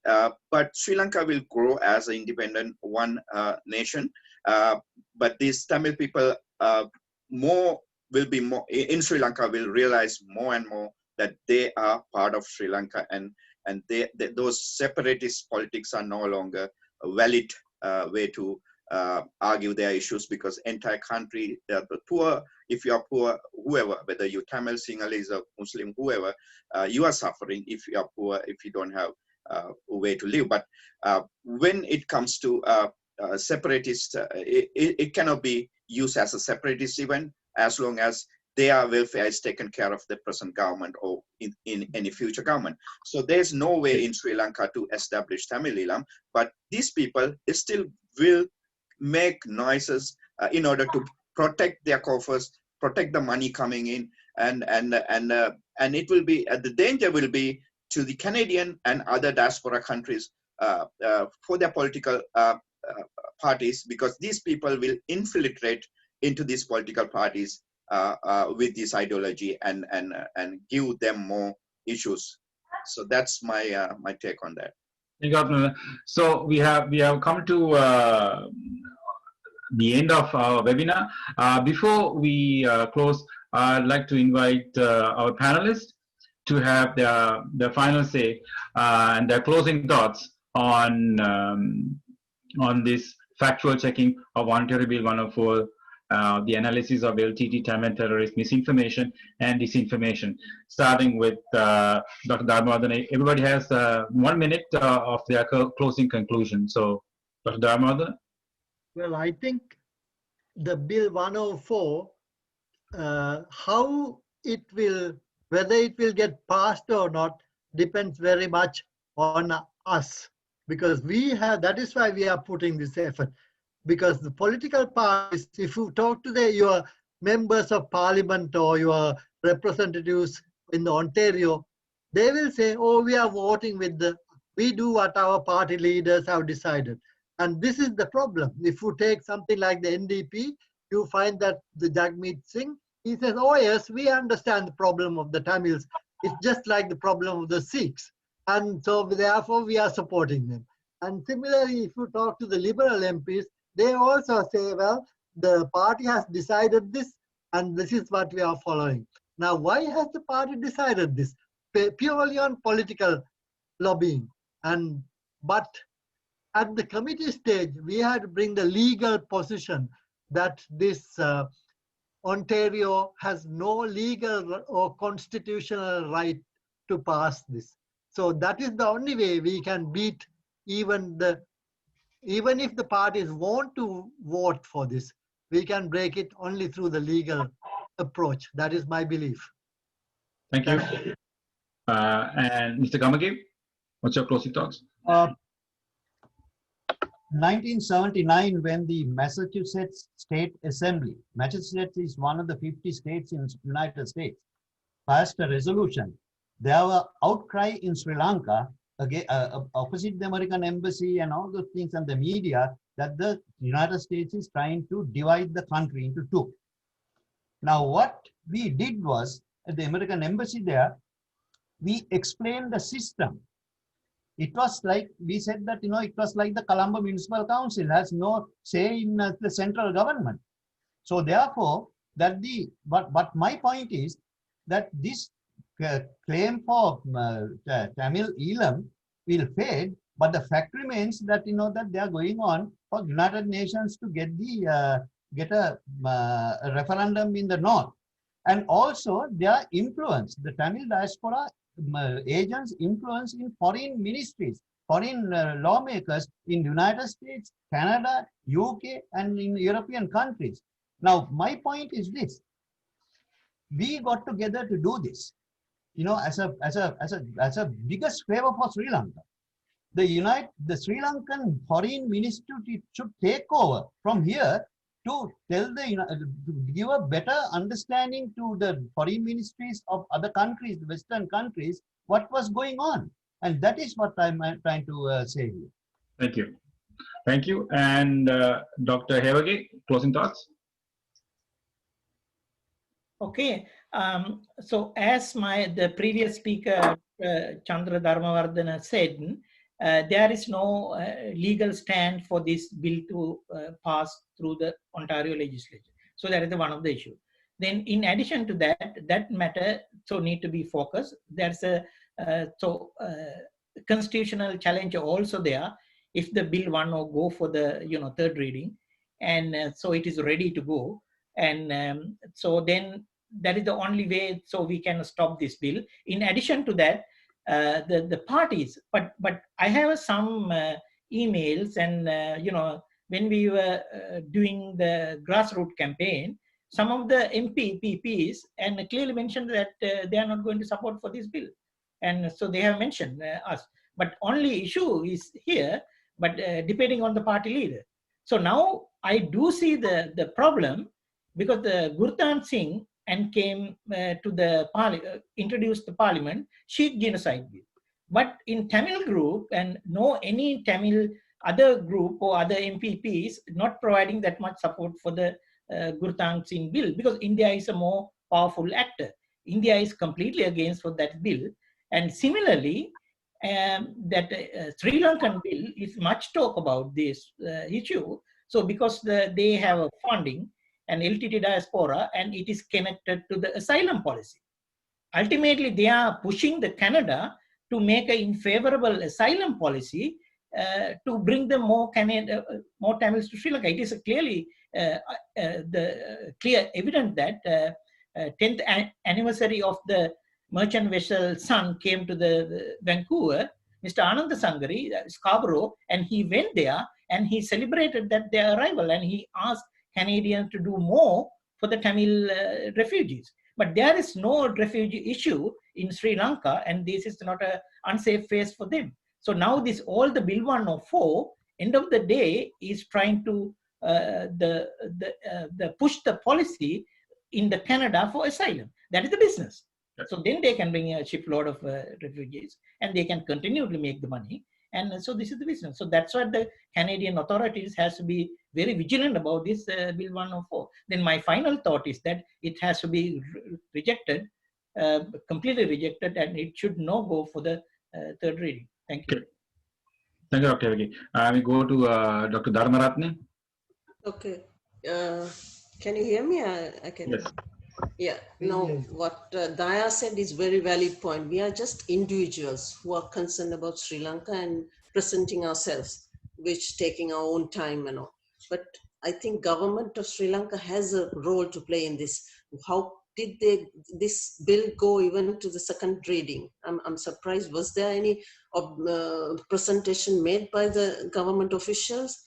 I know in Colombo that Foreign Ministry Secretary has met the Canadian High Commission, but she has said, these are individual things that has been happening that she can't do. So, but until the second reading, I think we did not do enough. I'm saying we are individuals. I'm saying as a government, the government has the right to refute some allegations like that, and this bill should never go. I'm saying we should not even bother, but until this stage, that if we did some sort of presentation to the government, it's an official level. No, this is bill that has been brought to the government, and I'm sure the government has more authority, like through the embassy or something, than us individuals. We are trying to do our part, because the fear is not only here in Canada. They will try to repeat these things in other countries as well. What will happen to the people who want to migrate, or people who want to go to Canada in the proper manner? So I think the government should take actions immediately to ensure that this doesn't go further than this. Thank you. Thank you, Dr. Dharmaratna. Next, we go to Mr. Ratnalal. Your final thoughts? Yeah, I agree with Dr. Hewage on the issue that Bill 104 it's ultra virus in Canadian Constitution. It's not a valid subject for a province to raise an international issue in their particular legislature. So it's definitely a fail. If they pass it, we could raise it at the court level, at the legal level. But the issue is that, as I pointed out earlier, the noises will be there, noises to protect their money coming in from different sources, in order to make sure those money coming in, those pro LTTE supporters, organizations, people, individuals will make noises in order to stabilize their financing. So my repeated request to Canadian officials, especially law enforcement officials and the policymakers, that you should looking into these points that we have made and make sure that these people were not able to infiltrate into the Canadian system, to infiltrate Canadian legal system, to actually abuse the Canadian freedom to sustain themselves as a using the Sri Lankan issue as a cause. So we had to help them, Canadian lawmakers and the officials, to giving all the details about this, whatever we have about these organizations, and what they are doing is not supporting Sri Lankan Tamils. They are actually making money themselves, and they are making sustainable, the very rich life in Canada and other countries. And for that, we should not use a name of a country and a name of